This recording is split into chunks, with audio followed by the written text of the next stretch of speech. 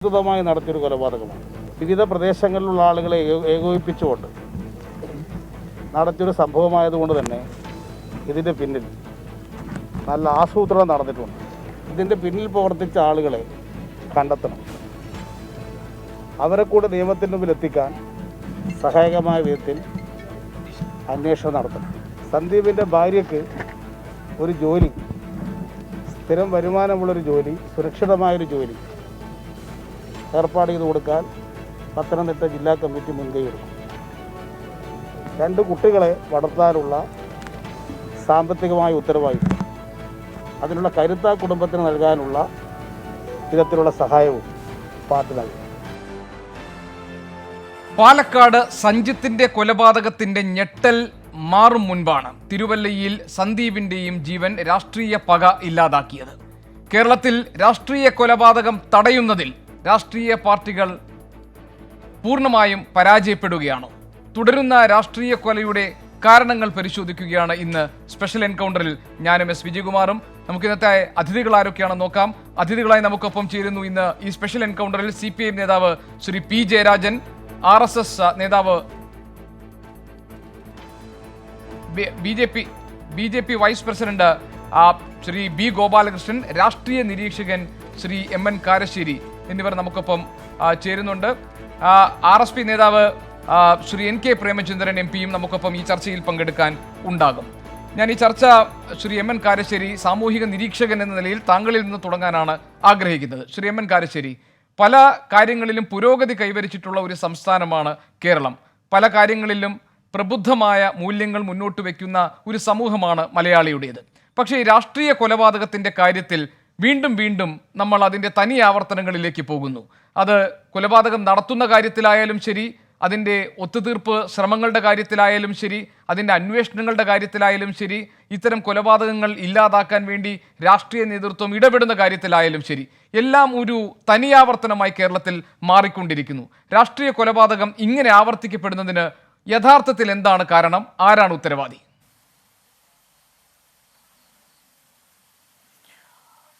ഞാൻ നോക്കിയിട്ടേ കേരളത്തില് ഹിംസ അതിൻ്റെ ഒരു പ്രകടനമായിട്ടാണ് രാഷ്ട്രീയ രംഗത്തെ കൊലപാതകം ഞാൻ കാണുന്നത്. ഇപ്പം ഞാൻ ഒരു ഉദാഹരണം പറഞ്ഞാൽ, ഒരു പ്രണയാഭ്യർത്ഥന നിരസിക്കുന്നു എന്ന് പറഞ്ഞാൽ അതിൻ്റെ പ്രതികരണം ആ പെൺകുട്ടിയെ കാമുകൻ, സഹപാഠി, സുഹൃത്ത് കൊന്നുകളയുക എന്നുള്ളതാണ് കേരളത്തിലെ ഇപ്പോൾ ഏർപ്പാട്. അത് ആണുങ്ങൾ മാത്രം ചെയ്യുന്നതല്ല, പെണ്ണുങ്ങളും ഇത്തരം കാര്യത്തിന് കൊട്ടേഷൻ കൊടുക്കുകയോ ആസിഡ് എറിയുകയോ ഒക്കെ ചെയ്യുന്നുണ്ട്. വീട് വയലൻസ് വളരെ പിന്നെ കൊട്ടേഷൻ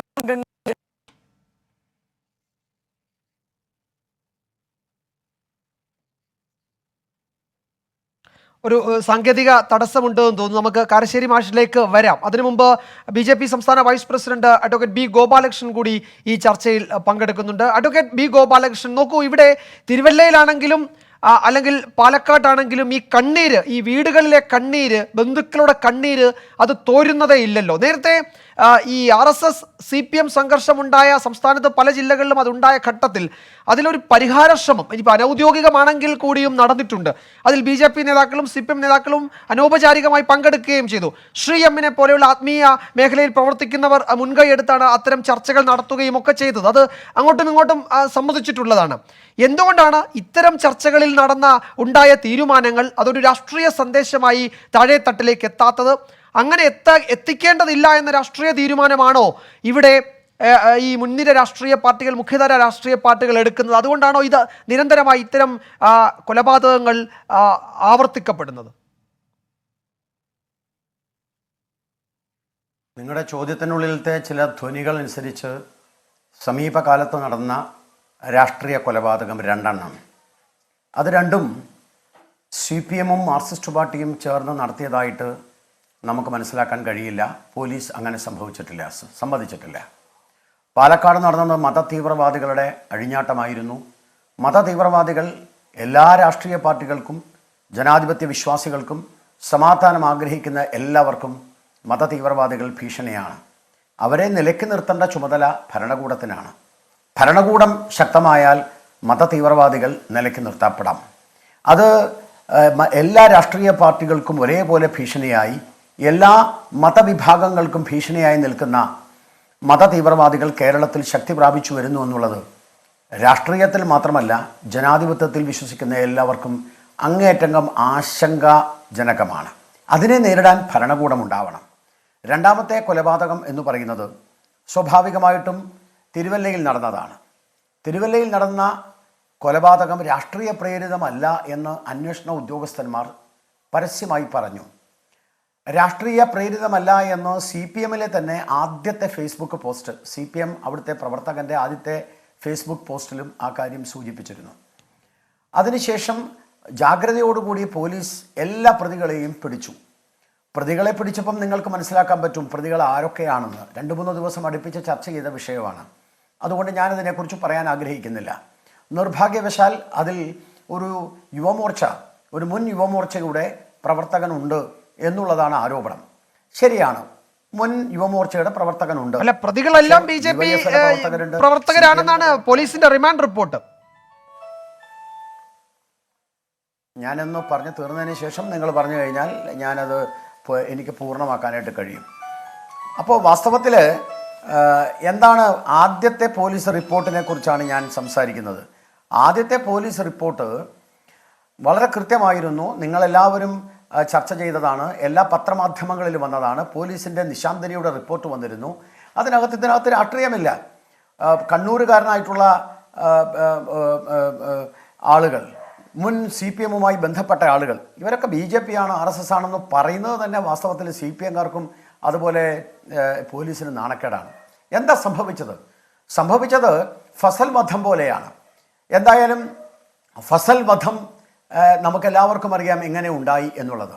ആ ഫസൽ വധത്തിൽ കോടിയേരി ബാലകൃഷ്ണൻ കാരായി രാജനെയും കാരായി ബ്രദേഴ്സിനെ 2 സൈഡിൽ നിർത്തിക്കൊണ്ട് പോസ്റ്റ്മോർട്ടത്തിൻ്റെ അവിടെ വെച്ച് പറഞ്ഞു, ഈ കൊലപാതകം ചെയ്തത് RSS ആണ്. അതുകൊണ്ട് ഈ കൊലപാതകം ചെയ്തത് RSS. ആരാ? കൊലപാതകത്തിലെ യഥാർത്ഥ പ്രതികളെ ഇടത് ഷോൾഡറിലും വലത് ഷോൾഡറിനും അരികിൽ നിർത്തിക്കൊണ്ട് അന്നത്തെ ആഭ്യന്തരമന്ത്രി പറയുകയാണ്, ഞങ്ങൾ പിടിക്കും, RSS ആണിത് ചെയ്തത്. ഏതാണ്ട് അതേ സമീപനം തന്നെയാണ് തിരുവല്ലയിലും നടന്നത്. അന്നും കോടിയേരി ബാലകൃഷ്ണനാണ് സംസാരിച്ചത്. അപ്പോൾ അതിൻ്റെ അന്വേഷണത്തിൽ രാധാകൃഷ്ണൻ എന്ന് പറയുന്ന DYSP IPS ഉദ്യോഗസ്ഥൻ അദ്ദേഹം പറഞ്ഞത് ശരിയല്ല, ആ വധം നടത്തിയിട്ടുള്ളത് RSS അല്ല.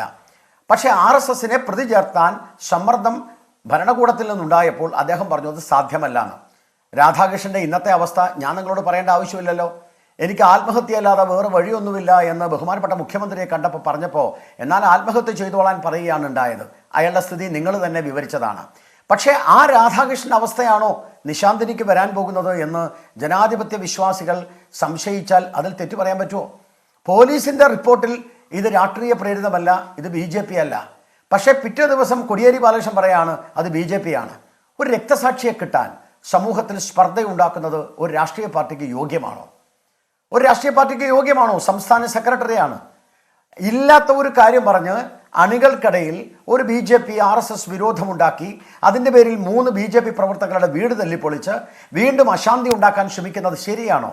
നിങ്ങളുടെ 24ൻ്റെ 3ാം വർഷം വളരെ വളരെ ക്രിയാത്മകമായ ഒരു ചോദ്യമാണ് നിങ്ങൾ ചോദിക്കുന്നത്. ഈ അക്രമ രാഷ്ട്രീയത്തിന് അറുതി വരുത്തണ്ടേ? ഈ അക്രമ രാഷ്ട്രീയത്തിന് അറുതി വരുത്തണമെങ്കിൽ അതിലാദ്യം തീരുമാനിക്കേണ്ടത് ഭരണകൂടമാണ്. രണ്ടാമത് അത് തീരുമാനിക്കേണ്ടത് രാഷ്ട്രീയ പാർട്ടികളാണ്. ഞാൻ തുറന്നു പറയാൻ ആഗ്രഹിക്കുന്നു, ഭാരതീയ ജനതാ പാർട്ടി ആയുധം താഴെ വെച്ചിരിക്കുകയാണ്. ഞങ്ങൾ ഇടപെട്ടുകൊള്ളട്ടെ അഡ്വക്കേറ്റ് B ഗോപാലകൃഷ്ണൻ. ഇവിടെ ആദ്യം ഭരണകൂടം, രണ്ടാമത് രാഷ്ട്രീയ പാർട്ടികൾ, അങ്ങനെ കാണേണ്ടതുണ്ടോ? ഭരണകൂടവും രാഷ്ട്രീയ പാർട്ടികളും ഒക്കെ ഒരുമിച്ചെടുക്കേണ്ടതല്ലേ ആ തീരുമാനം? ആയുധം കയ്യിലെടുക്കാതെ രാഷ്ട്രീയ പ്രവർത്തനം നടത്താം, ആശയങ്ങളുടെ പിൻബലത്തിൽ ജനങ്ങളെ സമീപിക്കാമെന്ന തീരുമാനം എല്ലാ രാഷ്ട്രീയ പാർട്ടികൾക്കും ഒരുമിച്ചെടുക്കുന്നതിൽ എന്താണ് തടസ്സം? ഭരണകൂടം ഒരു കുറ്റകൃത്യം നടന്നാൽ അതിൽ ഇടപെടണം. അതിൽ LDF സർക്കാരോ UDF സർക്കാരോ BJP സർക്കാരോ എന്നില്ല. രാഷ്ട്രീയ പാർട്ടികൾ എന്തുകൊണ്ട് ആയുധം എടുത്തുകൊണ്ടുള്ള രാഷ്ട്രീയ പ്രവർത്തനം വേണ്ട എന്ന തീരുമാനത്തിലേക്ക് എത്തുന്നില്ല? അവിടെയാണ് ഈ ചോദ്യം വീണ്ടും വീണ്ടും നമ്മൾ ഉയർത്തേണ്ടത്. ഈ കണ്ണീര് കാണുമ്പോൾ ഈ ക്യാമറയ്ക്ക് മുന്നിൽ അല്ലെങ്കിൽ മാധ്യമങ്ങളോട് പ്രതികരിക്കുന്നതിനപ്പുറത്തേക്ക് അത് താഴെ തട്ടിൽ പ്രവർത്തകരുടെ അണികളുടെ ഇടയിലേക്കൊക്കെ ഈ സന്ദേശം എന്തുകൊണ്ട് എത്തിക്കുന്നില്ല, എന്തുകൊണ്ട് എത്തുന്നില്ല? ഭാരതീയ ജനതാ പാർട്ടിയുടെയും അതുപോലെ തന്നെ സംഘപരിവാറിൻ്റെയും കാഴ്ചപ്പാട് ഞാൻ വളരെ കൃത്യമായി നിങ്ങളോട് പറയാം. ഭാരതീയ ജനതാ പാർട്ടിയുടെ സംസ്ഥാന വൈസ് പ്രസിഡന്റ് എന്ന നിലയിൽ പറയാൻ ആഗ്രഹിക്കുന്നു, അക്രമത്തെ ഞങ്ങൾ പ്രോത്സാഹിപ്പിക്കില്ല. അക്രമം ഇല്ലാതാക്കാൻ ആരെടുത്തും അതിനകത്ത് ഞങ്ങൾക്ക് കോംപ്രമൈസ് ഇല്ല. CPM ആണോ, കോൺഗ്രസ് ആണോ, 24 ചാനലാണോ, ഗവൺമെൻറ് ആണോ, ആ പ്രശ്നം ഞങ്ങൾക്കില്ല.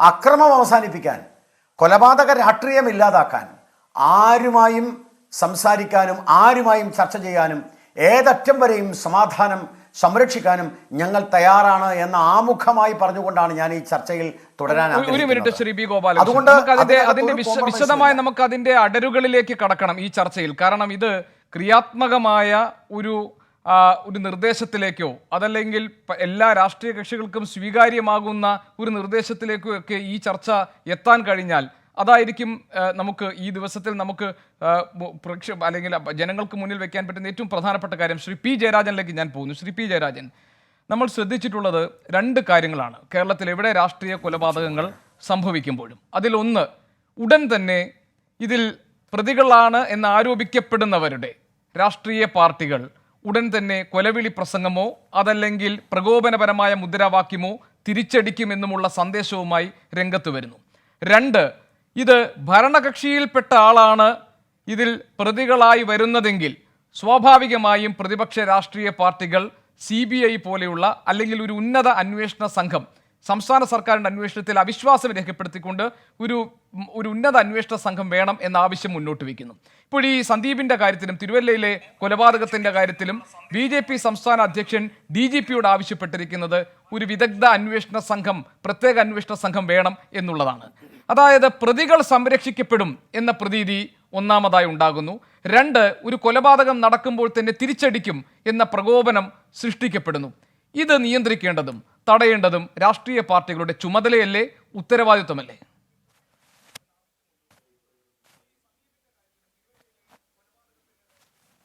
ഇവിടെ ആദ്യമായും എനിക്ക് പറയാനുള്ളത് 24 ന്യൂസ് ചാനലിൻ്റെ 3ാം വാർഷികത്തോടനുബന്ധിച്ച് വളരെ പ്രസക്തമായിട്ടുള്ളൊരു വിഷയം സംബന്ധിച്ചാണ് ചർച്ചയ്ക്ക് മുൻകൈയെടുത്തത്. ഇവിടെ ഗോപികൃഷ്ണൻ ചോദിച്ച ചോദ്യത്തിന് മറുപടി പറയുന്നതിന് മുമ്പ് ശ്രീ ഗോപാലകൃഷ്ണൻ BJPയുടെ സംസ്ഥാന നേതാവാണല്ലോ, അദ്ദേഹം പറഞ്ഞ കാര്യങ്ങൾ തന്നെ എടുത്തു കഴിഞ്ഞാൽ നല്ല മെയ്വഴക്കമുള്ള ഒരു RSSകാരനാണ് ഗോപാലകൃഷ്ണൻ എന്ന് തെളിയിച്ചിരിക്കുകയാണ്. അദ്ദേഹം പറഞ്ഞു ഈയിടെ നടന്നിട്ടുള്ള 2 കൊലപാതകങ്ങൾ, അതിലൊന്ന് സന്ദീപിൻ്റെ കൊലപാതകം, അതിന് മുമ്പ് നടന്നിട്ടുള്ള കൊലപാതകം പാലക്കാട് ഒരു RSSകാരൻ കൊല ചെയ്യപ്പെട്ട സംഭവമാണ്. ഇവിടെ ആര് കൊല ചെയ്യപ്പെട്ടാലും നിർഭാഗ്യകരമാണ്, അത്തരത്തിലുള്ള സംഘർഷങ്ങളോ കൊലപാതകങ്ങളോ ഉണ്ടാവാൻ പാടില്ല എന്നതാണ് CPMൻ്റെ നിലപാട്. പക്ഷേ ശ്രീ ഗോപാലകൃഷ്ണൻ പറയുന്നത് പാലക്കാട് RSSകാരെ കൊലപ്പെടുത്തിയത് മതതീവ്രവാദികളാണെന്നാണ്. ഈ മതതീവ്രവാദികൾ എന്നുള്ള വിശേഷണം ഇന്ത്യ രാജ്യത്ത് ഏറ്റവും കൂടുതൽ അർഹതപ്പെട്ട പാർട്ടിയാണ് BJP, അഥവാ ആ BJPയുടെ ആത്മീയാചാര്യന്മാരായിട്ടുള്ള RSS. അവർ ഈ നാട്ടിൽ നടത്തുന്ന മതതീവ്രവാദ പ്രവർത്തനത്തിൻ്റെ ഏറ്റവും ഒടുവിലത്തെ തെളിവാണ് ഈ കഴിഞ്ഞ ഡിസംബർ 1-ാം തീയതി BJPയുടെ തലശ്ശേരിയിലെ പ്രകടനത്തിനിടയിൽ വിളിച്ചു കേട്ട മുദ്രാവാക്യം, ഞങ്ങൾ മുസ്ലിം പള്ളികൾ തകർക്കും, ബാങ്ക് വിളി അനുവദിക്കുകയില്ല, എല്ലാ മുസ്ലിം പള്ളികളും തകർക്കും, 5 നേരം നിസ്കരിക്കാൻ മുസ്ലിങ്ങൾക്ക് അവകാശമുണ്ടാവില്ല, അതിനുള്ള ഇടം ഞങ്ങൾ ഉണ്ടാക്കില്ല, അതെല്ലാം ഇടമൊക്കെ ഞങ്ങൾ തകർക്കും എന്ന് പരസ്യമായി പ്രഖ്യാപിച്ച ആ BJPക്കാർക്ക് മതതീവ്രവാദത്തിനെതിരായി പറയാൻ എന്താണ് അവകാശം, ധാർമ്മികമായിട്ടുള്ള അവകാശം? ഇവിടെ പാലക്കാട് നടന്നിട്ടുള്ള RSSകാരൻ്റെ കൊലപാതകത്തെ ഞങ്ങൾ ഒരു തരത്തിലും അംഗീകരിക്കുന്നില്ല, അതിനെ ശക്തമായി അപലപിക്കുന്നു. ഇവിടെ സന്ദീപിൻ്റെ കൊലപാതകത്തെ സംബന്ധിച്ച് അദ്ദേഹം കൃത്യമായിട്ട് നുണയുടെ 2ാം ഭാഗം അവതരിപ്പിക്കുകയാണ്. ഏതോ ഒരു ആൾ ഇങ്ങനെ പറഞ്ഞിരിക്കുന്നു ഇത് രാഷ്ട്രീയമല്ല. അതുപോലെ തന്നെ ഒരു പോലീസ് ഉദ്യോഗസ്ഥ ഈ സംഭവത്തിൻ്റെ ആദ്യഘട്ടത്തിൽ പെട്ടെന്നുണ്ടായിട്ടുള്ള ഒരു പ്രതികരണം നടത്തിയത് വലിയ നിലക്ക് തെളിവായിട്ട് അദ്ദേഹം പ്രേക്ഷകരുടെ മുമ്പിൽ അവതരിപ്പിക്കുകയാണ്. യഥാർത്ഥത്തിൽ പോലീസ് റിമാൻഡ് റിപ്പോർട്ട് നൽകിയിട്ടുണ്ട് കോടതിയിൽ. ആ കോടതിയിൽ നൽകിയിട്ടുള്ള റിമാൻഡ് റിപ്പോർട്ടിൽ സന്ദീപിൻ്റെ കൊലപാതകം കൃത്യമായിട്ടുള്ള രാഷ്ട്രീയ വിരോധം വെച്ചുകൊണ്ട് നടത്തിയ കൊലപാതകമാണ് എന്ന് കൃത്യമായി പറഞ്ഞിട്ടുണ്ട്. എന്ന് മാത്രമല്ല, ആ കൊലക്കേസിൽ പ്രധാനപ്പെട്ട പങ്കുവഹിച്ച ജിഷ്ണു യുവമോർച്ചയുടെ പഞ്ചായത്ത് പ്രസിഡൻ്റാണ് എന്ന് കൃത്യമായിട്ട് അതിനകത്ത് രേഖപ്പെടുത്തിയിട്ടുണ്ട്. അത് നിഷേധിക്കാൻ കഴിയുമോ? ഈ കഴിഞ്ഞ ഡിസംബർ 1 ജയകൃഷ്ണൻ അനുസ്മരണ പരിപാടിയിലും പങ്കെടുത്ത ആളാണ്. അദ്ദേഹം നേരത്തെ പോലീസ് സ്റ്റേഷൻ മാർച്ച് BJP നടത്തിയപ്പോൾ അതിൽ പങ്കെടുത്ത് പോലീസുമായിട്ടുള്ള സംഘർഷത്തിൻ്റെ ഭാഗമായിട്ട് കേസിലെ പ്രതിയാണ് ജിഷ്ണു. അതൊക്കെ ഈ 2 വർഷത്തിനകം നടന്നിട്ടുള്ള കാര്യമാണ്. ഞങ്ങൾ 2 വർഷം മുമ്പേ ജിഷ്ണുവിനെ പുറത്താക്കിയെന്നാണ് പറയുന്നത്. ഇപ്പോൾ ഏറ്റവും ഒടുവിൽ ഒരു വോയിസ് ക്ലിപ്പ് പുറത്തു വന്നിട്ടുണ്ട്. ആ വോയിസ് ക്ലിപ്പിലൂടെ വ്യക്തമാക്കുന്നത് ഈ കേസിലെ 5 പ്രതികളിൽ ഒരാളായിട്ടുള്ള അഭി വേറൊരു സുഹൃത്തുമായിട്ട് നടക്കുന്ന ഫോൺ സംഭാഷണത്തിൻ്റെ ഓഡിയോ ക്ലിപ്പിംഗ് ആണ് പുറത്തു വന്നിട്ടുള്ളത്. അതിൽ പറയാണ്, ഞങ്ങളാണ് ഈ കൃത്യം നടത്തിയത്, അദ്ദേഹത്തിൻ്റെ ചങ്കിന് വെട്ടിയത് ഞാനാണ് എന്ന് മാത്രമല്ല, യഥാർത്ഥ പ്രതികൾ ഞങ്ങളാണെങ്കിലും ഞങ്ങൾ ഈ പ്രതിസ്ഥാനത്ത് വരാൻ വേണ്ടി പോകുന്നില്ല, അതിന് പകരം ആളെ കണ്ടെത്തിയിരിക്കുകയാണ് എന്ന് പറഞ്ഞാൽ ഈ കൊലപാതകം ആകസ്മികമായി നടന്നിട്ടുള്ളതല്ല, നേരെ മറിച്ച് കൃത്യമായിട്ടൊരു ആസൂത്രണം ഉണ്ടായിരുന്നു എന്നതാണ്. എന്ന് പറഞ്ഞാൽ യഥാർത്ഥ സംഭവത്തിൽ പങ്കെടുത്തിട്ടുള്ള ആളുകളെ കേസിൽ നിന്ന് ഒഴിവാക്കാനുള്ള കൃത്യമായിട്ടുള്ള ആസൂത്രണം നടന്നിരിക്കുന്നു എന്നതാണ് ഈ ഓഡിയോ സംഭാഷണം തെളിയിക്കുന്നത്. അതുകൊണ്ട് ഇതിൻ്റെ പിന്നിലുള്ള ഗൂഢാലോചന നടത്തിയിട്ടുള്ള നേതാക്കന്മാരെ അടക്കം പുറത്തു കൊണ്ടുവരണം എന്നതാണ് പറയാനുള്ളത്. മൂന്നാമതായിട്ട് അദ്ദേഹം പറഞ്ഞിട്ടുള്ള നുണ 2006 തലശ്ശേരിയിൽ നടന്നിട്ടുള്ള ഫസലിൻ്റെ കൊലപാതകം സംബന്ധിച്ചാണ്. അപ്പോൾ നുണയുടെ ഘോഷയാത്രയാണ് ഗോപാലകൃഷ്ണൻ്റെ വാക്കുകളിൽ നമുക്ക് കേൾക്കാൻ കഴിഞ്ഞത്. ഫസലിൻ്റെ സംഭവത്തെക്കുറിച്ച് പറഞ്ഞാൽ 2006 പെരുന്നാളിൻ്റെ തലേ ദിവസമാണ് ഫസൽ കൊല ചെയ്യപ്പെട്ടത്. അദ്ദേഹം ഇപ്പോഴത്തെ പോപ്പുലർ ഫ്രണ്ടിൻ്റെ അന്നത്തെ രൂപമായിട്ടുള്ള NDFൻ്റെ മുഖപത്രമായിട്ടുള്ള തേജസിൻ്റെ പത്രവിതരണക്കാരനായിരുന്നു. പത്രവിതരണത്തിനായി പുലർച്ചെ പോകുന്ന അവസരത്തിലാണ് ഫസൽ കൊല ചെയ്യപ്പെട്ടത്. ഇവിടെ പറഞ്ഞതുപോലെ പോലീസ് ഉദ്യോഗസ്ഥന്മാർ CPMൻ്റെ ചുമലിലിടാനുള്ള ശ്രമമാണ് നടത്തിയത്. പക്ഷേ കൗതുകരമായിട്ടുള്ള കാര്യം, ഞങ്ങളൊക്കെ സഖാവ് കോടിയേരി ഉൾപ്പെടെ ഫസലിൻ്റെ കൊലപാതകം നടന്നതിനെ തുടർന്ന് തലശ്ശേരി ജനറൽ ആസ്പത്രിയിൽ അദ്ദേഹത്തിൻ്റെ മൃതദേഹം കാണാൻ വേണ്ടി പോയിരുന്നു. ആ അവസരത്തിൽ NDFകാരായിട്ടുള്ള അന്നത്തെ ഇപ്പോഴത്തെ പോപ്പുലർ ഫ്രണ്ടിൻ്റെ ആളുകളടക്കം പറഞ്ഞത് RSSകാരാണ് ഇത് കൃത്യമായി ചെയ്തത് എന്നതാണ്. കാരണം നേരത്തെ ഈ ഫസലിൻ്റെ പ്രദേശത്ത് RSSും NDFുമായിട്ട് സംഘർഷമുണ്ടായിരുന്നു. ആ സംഘർഷ കേസിൽ പ്രതികളായിട്ടുള്ള RSSകാർ 4 ദിവസം മുമ്പാണ് അവർ ജാമ്യത്തിലിറങ്ങി പുറത്തു വന്നത്. രണ്ടാമത്തെ കാര്യം, ഇതിൽ CPMന് യാതൊരു ബന്ധവുമില്ല. കാരായി സഹോദരങ്ങളെ പ്രതി ചേർത്ത കാര്യം പറഞ്ഞല്ലോ, അത് CBI ആണ്. അത് BJPയുടെ കൂട്ടിലിട്ട തത്തിയായിട്ടാണല്ലോ ഇന്ന് പ്രവർത്തിച്ചു കൊണ്ടിരിക്കുന്നത്. അവർ CPMൻ്റെ നേതാക്കന്മാരായിട്ടുള്ള കാരായി രാജനെയും ചന്ദ്രശേഖരനെയും ഒക്കെ ഗൂഢാലോചന കേസിൽ പ്രതികളാക്കി. പക്ഷേ ഒരു കാര്യം ഗോപാലകൃഷ്ണനും പ്രേക്ഷകരും മനസ്സിലാക്കണം, 10 വർഷം കഴിഞ്ഞതിന് ശേഷം, അതായത് 2016 CPMൻ്റെ വാളാങ്കിച്ചാൽ ബ്രാഞ്ച് സെക്രട്ടറി ആയിരുന്ന സഖാവ് മോഹനൻ കൊല ചെയ്യപ്പെട്ടു. ആ മോഹനെ കൊല ചെയ്തത് അദ്ദേഹം ജോലി ചെയ്യുന്ന കള്ള് ഷാപ്പിനകത്ത് വെച്ച് RSSകാരാണ്. നിഷ്ഠൂരമായിട്ടുള്ള കൊലപാതകം. ആ കൊലപാതകത്തെക്കുറിച്ച് അന്വേഷിക്കുന്നതിനിടയിൽ ഒരാൾ കസ്റ്റഡിയിലായി. അങ്ങനെ കസ്റ്റഡിയുള്ള അയാളെ കുപ്പി സുബീഷിനെ ചോദ്യം ചെയ്തപ്പോഴാണ് അദ്ദേഹം പറഞ്ഞത്, ഫസലിൻ്റെ കേസ് ഉൾപ്പെടെ 3 സംഭവങ്ങളിൽ ഞാൻ ഉൾപ്പെടെ പ്രതികളായിരുന്നു എന്നതാണ്.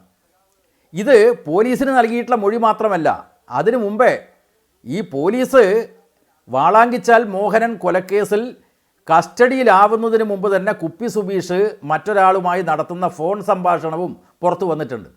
അത് പോലീസ് കസ്റ്റഡിയിലല്ല, സ്വമേധയാ നടത്തിയിട്ടുള്ള ഫോൺ സംഭാഷണത്തിൽ തന്നെ പോലീസ് കസ്റ്റഡിയിൽ വെച്ച് ഈ ഫസലിൻ്റെ സംഭവം ഉൾപ്പെടെ 3 കൊലപാതകങ്ങളിൽ ഞാൻ പങ്കെടുത്തിരുന്നു എന്ന് പറയുന്ന ഭാഗം ഈ ഫോൺ സംഭാഷണത്തിലും പറയുന്നുണ്ട്. വളരെ പ്രധാനപ്പെട്ട മറ്റൊരു കാര്യം, ഈ 3 സംഭവങ്ങളും ഈ RSSകാരനായിട്ടുള്ള കുപ്പി സുബീഷ് അടക്കം പങ്കാളിയാണ്. അതിലൊരു കേസ് ഫസലിൻ്റെതാണെങ്കിൽ മറ്റ് 2 പേര് CPM പ്രവർത്തകന്മാരെ കൊല ചെയ്തിട്ടുള്ള കേസാണ്. അതിലൊന്ന് ചിറ്റാരിപ്പറമ്പിലെ ഗ്രാമപഞ്ചായത്ത് സ്റ്റാൻഡിംഗ് കമ്മിറ്റി ചെയർമാനായിരുന്ന സഖാവ് G പവത്രനെ കൊലപ്പെടുത്തിയ കേസാണ്. അതിൽ ഞങ്ങൾ പങ്കെടുത്തിരുന്നു. അതുപോലെ തന്നെ കോടിയേരിയിലെ ജിജേഷ് കേസിൽ CPMൻ്റെ പ്രവർത്തകനാണ് കൊല ചെയ്യപ്പെട്ടത്, പ്രതികൾ RSSകാരാണ്. ആ സംഭവത്തിൽ ഞങ്ങൾ പ്രതിയായിരുന്നു. ഇവിടെ മനസ്സിലാക്കേണ്ടത് പവിത്രൻ കേസും അതുപോലെ തന്നെ ജിജേഷ് കേസും അന്വേഷിച്ച കേരള പോലീസ്, ലോക്കൽ പോലീസ്. ഒരു കാര്യം കൂടി പറഞ്ഞ് ഞാൻ അവസാനിപ്പിക്കാം. ശരി, ഒരു മിനിറ്റ്, ഇത് ഞാൻ വാചകം പൂർത്തിയാക്കട്ടെ. ആ 2 കേസുകളും അന്വേഷിച്ച പോലീസുകാർ RSSകാരെ CPMകാരെ തന്നെയാണ് പ്രതി ചേർത്തത്. പക്ഷേ ഈ കുപ്പി സുബീഷിൻ്റെ വെളിപ്പെടുത്തലിനെ തുടർന്ന് കുപ്പി സുബീഷിനെ കൂടി 2 കേസിലും പ്രതി ചേർത്തു. പക്ഷേ ഫസലിൻ്റെ കേസ് അന്വേഷിക്കുന്ന CBI RSSൻ്റെ നിർദ്ദേശമനുസരിച്ചെന്നോണം ഇപ്പോഴും CPMൻ്റെ പ്രവർത്തകന്മാരുടെ പേരിലാണ് ചാർജ് ചെയ്തിട്ടുള്ളത്. അപ്പോൾ ഞാൻ പറഞ്ഞു വന്നത്, നുണകളുടെ ഘോഷയാത്രയാണ് നിർഭാഗ്യവശാൽ ശ്രീ ഗോപാലകൃഷ്ണൻ്റെ ഭാഗത്ത് നിന്നുണ്ടായത്. അത് RSSകാർ സാധാരണഗതിയിൽ നല്ല മെയ്വഴക്കത്തോടു കൂടി നുണ പറയാൻ വൈദഗ്ധ്യമുള്ളവരാണ്. ആ വൈദഗ്ധ്യമാണ് ഇവിടെയും തെളിയിച്ചിട്ടുള്ളത്. നമ്മുടെ നാട്ടിൽ സംഘർഷം അവസാനിക്കണം, സമാധാനം ഉണ്ടാവണം, രാഷ്ട്രീയ കൊലപാതകങ്ങൾ അവസാനിപ്പിക്കണം എന്ന് തന്നെയാണ് CPMന്റെ സുദൃഢമായിട്ടുള്ള നിലപാട്. നമുക്ക് ശ്രീ NK പ്രേമചന്ദ്രന് പറയാനുള്ളത് എന്താണെന്ന് കൂടി നമുക്ക് നോക്കാം. ശ്രീ NK പ്രേമചന്ദ്രൻ MP, നമ്മൾ ഈ മുൻകാലങ്ങളിൽ നടന്ന രാഷ്ട്രീയ കൊലപാതകങ്ങളുടെ ഒരു പോസ്റ്റ്മോർട്ടം നടത്തിയിട്ട് അതിൽ അങ്ങോട്ടും ഇങ്ങോട്ടും വീണ്ടും പഴി ചാരിയിട്ട് കാര്യമുണ്ടെന്ന് തോന്നുന്നില്ല. അന്വേഷണ ഏജൻസികൾ അവരുടെ നിഗമനങ്ങളിൽ എത്തട്ടെ. ആ ഘട്ടത്തിൽ കോടതിയിൽ ഒരു ജുഡീഷ്യൽ സ്ക്രൂട്ടണിയിലൂടെ കോടതി ഒരു തീരുമാനം എടുക്കട്ടെ. യഥാർത്ഥത്തിൽ എന്തുകൊണ്ട് ഇത് ആവർത്തിക്കപ്പെടുന്നു? നമ്മൾക്ക് എന്തുകൊണ്ട് വീണ്ടും ഈ ചർച്ച ചെയ്യേണ്ടി വരുന്നു? ഈ കുഞ്ഞുങ്ങളെയും കയ്യിൽ പിടിച്ചുകൊണ്ടുള്ള അമ്മമാരുടെ ഏങ്ങിക്കരച്ചിൽ, അവരുടെ കണ്ണീരുണങ്ങാത്ത കാഴ്ചകൾ നമ്മൾ ഇങ്ങനെ തുടർച്ചയായി കണ്ടുകൊണ്ടിരിക്കുന്നു. അതിനൊരു അറുതി വേണ്ടേ? ഈ കത്തി ഉയർത്തി പിടിച്ചുകൊണ്ടുള്ള രാഷ്ട്രീയ പ്രവർത്തനത്തിന് കേരളത്തിൽ ഒരു അവസാനം ഉണ്ടാവാത്തത് എന്തുകൊണ്ടാണ്? അല്ലെങ്കിൽ ഈ താഴെത്തട്ടിലേക്ക്, അണികൾക്കിടയിലേക്ക് ഇപ്പോൾ ഈ നേതാക്കന്മാരൊക്കെ പറയുന്ന ഈ ശാന്തിക്കും അല്ലെങ്കിൽ സമാധാനത്തിനും വേണ്ടി നിലകൊള്ളും എന്ന് പറയുന്ന സന്ദേശം, അതിൻ്റെ ആത്മാർത്ഥത ചോരാതെ എന്തുകൊണ്ട് എത്തുന്നില്ല എന്ന ചോദ്യം നമുക്ക് നിരന്തരമായി ഉന്നയിക്കേണ്ടി വരുന്നത് എന്തുകൊണ്ടാണ് ശ്രീ NK പ്രേമചന്ദ്രൻ? ഈ കാര്യത്തിൽ ആദ്യമായി 24 ന്യൂസിന്റെ ഈ പ്രധാനപ്പെട്ട ചർച്ചയിൽ, എൻകൗണ്ടറിൽ വളരെ കാലിക പ്രസക്തമായിട്ടുള്ള കേരളത്തിന്റെ ഒരു പൊതു രാഷ്ട്രീയ പ്രശ്നം ചർച്ച ചെയ്യാൻ 3ാം വാർഷികത്തിൽ സന്നദ്ധമായത് വളരെ വളരെ അഭിനന്ദനാർഹമാണ് എന്നാണ് എന്റെ അഭിപ്രായം. ഇവിടെ BJPയുടെ പ്രതിനിധിയും അതുപോലെ CPMന്റെ പ്രതിനിധിയും അവരവരുടെ ഭാഗങ്ങൾ ന്യായീകരിച്ചുകൊണ്ട് ഈ കൊലപാതക രാഷ്ട്രീയത്തിൽ നടന്നിട്ടുള്ള സംഭവങ്ങളിലുള്ള ആരോപണ പ്രത്യാരോപണങ്ങൾ ഇവിടെ ഉന്നയിക്കുകയുണ്ടായി. ഓരോ കേസിന്റെയും മെറിറ്റും ഡിമെറിറ്റും ചർച്ച ചെയ്തുകൊണ്ട് ഈ പ്രശ്നത്തിന് എന്തെങ്കിലും തരത്തിലുള്ള പരിഹാരം ഉണ്ടാകും എന്ന് ഞാൻ കരുതുന്നില്ല. ഇത്തരം കാര്യങ്ങളിൽ നയപരമായിട്ടുള്ള ഒരു പൊതു നിലപാട് സ്വീകരിക്കാൻ രാഷ്ട്രീയ നേതൃത്വം ഒന്നാകെ തയ്യാറാകണം. അത് ഞാൻ CPM BJP എന്നീ 2 കക്ഷികളിലായി പരിമിതപ്പെടുത്തുകയല്ല. അത് കോൺഗ്രസ് ആണെങ്കിലും UDF ആണെങ്കിലും ലീഗ് ആണെങ്കിലും മറ്റേത് സംഘടനയാണെങ്കിലും.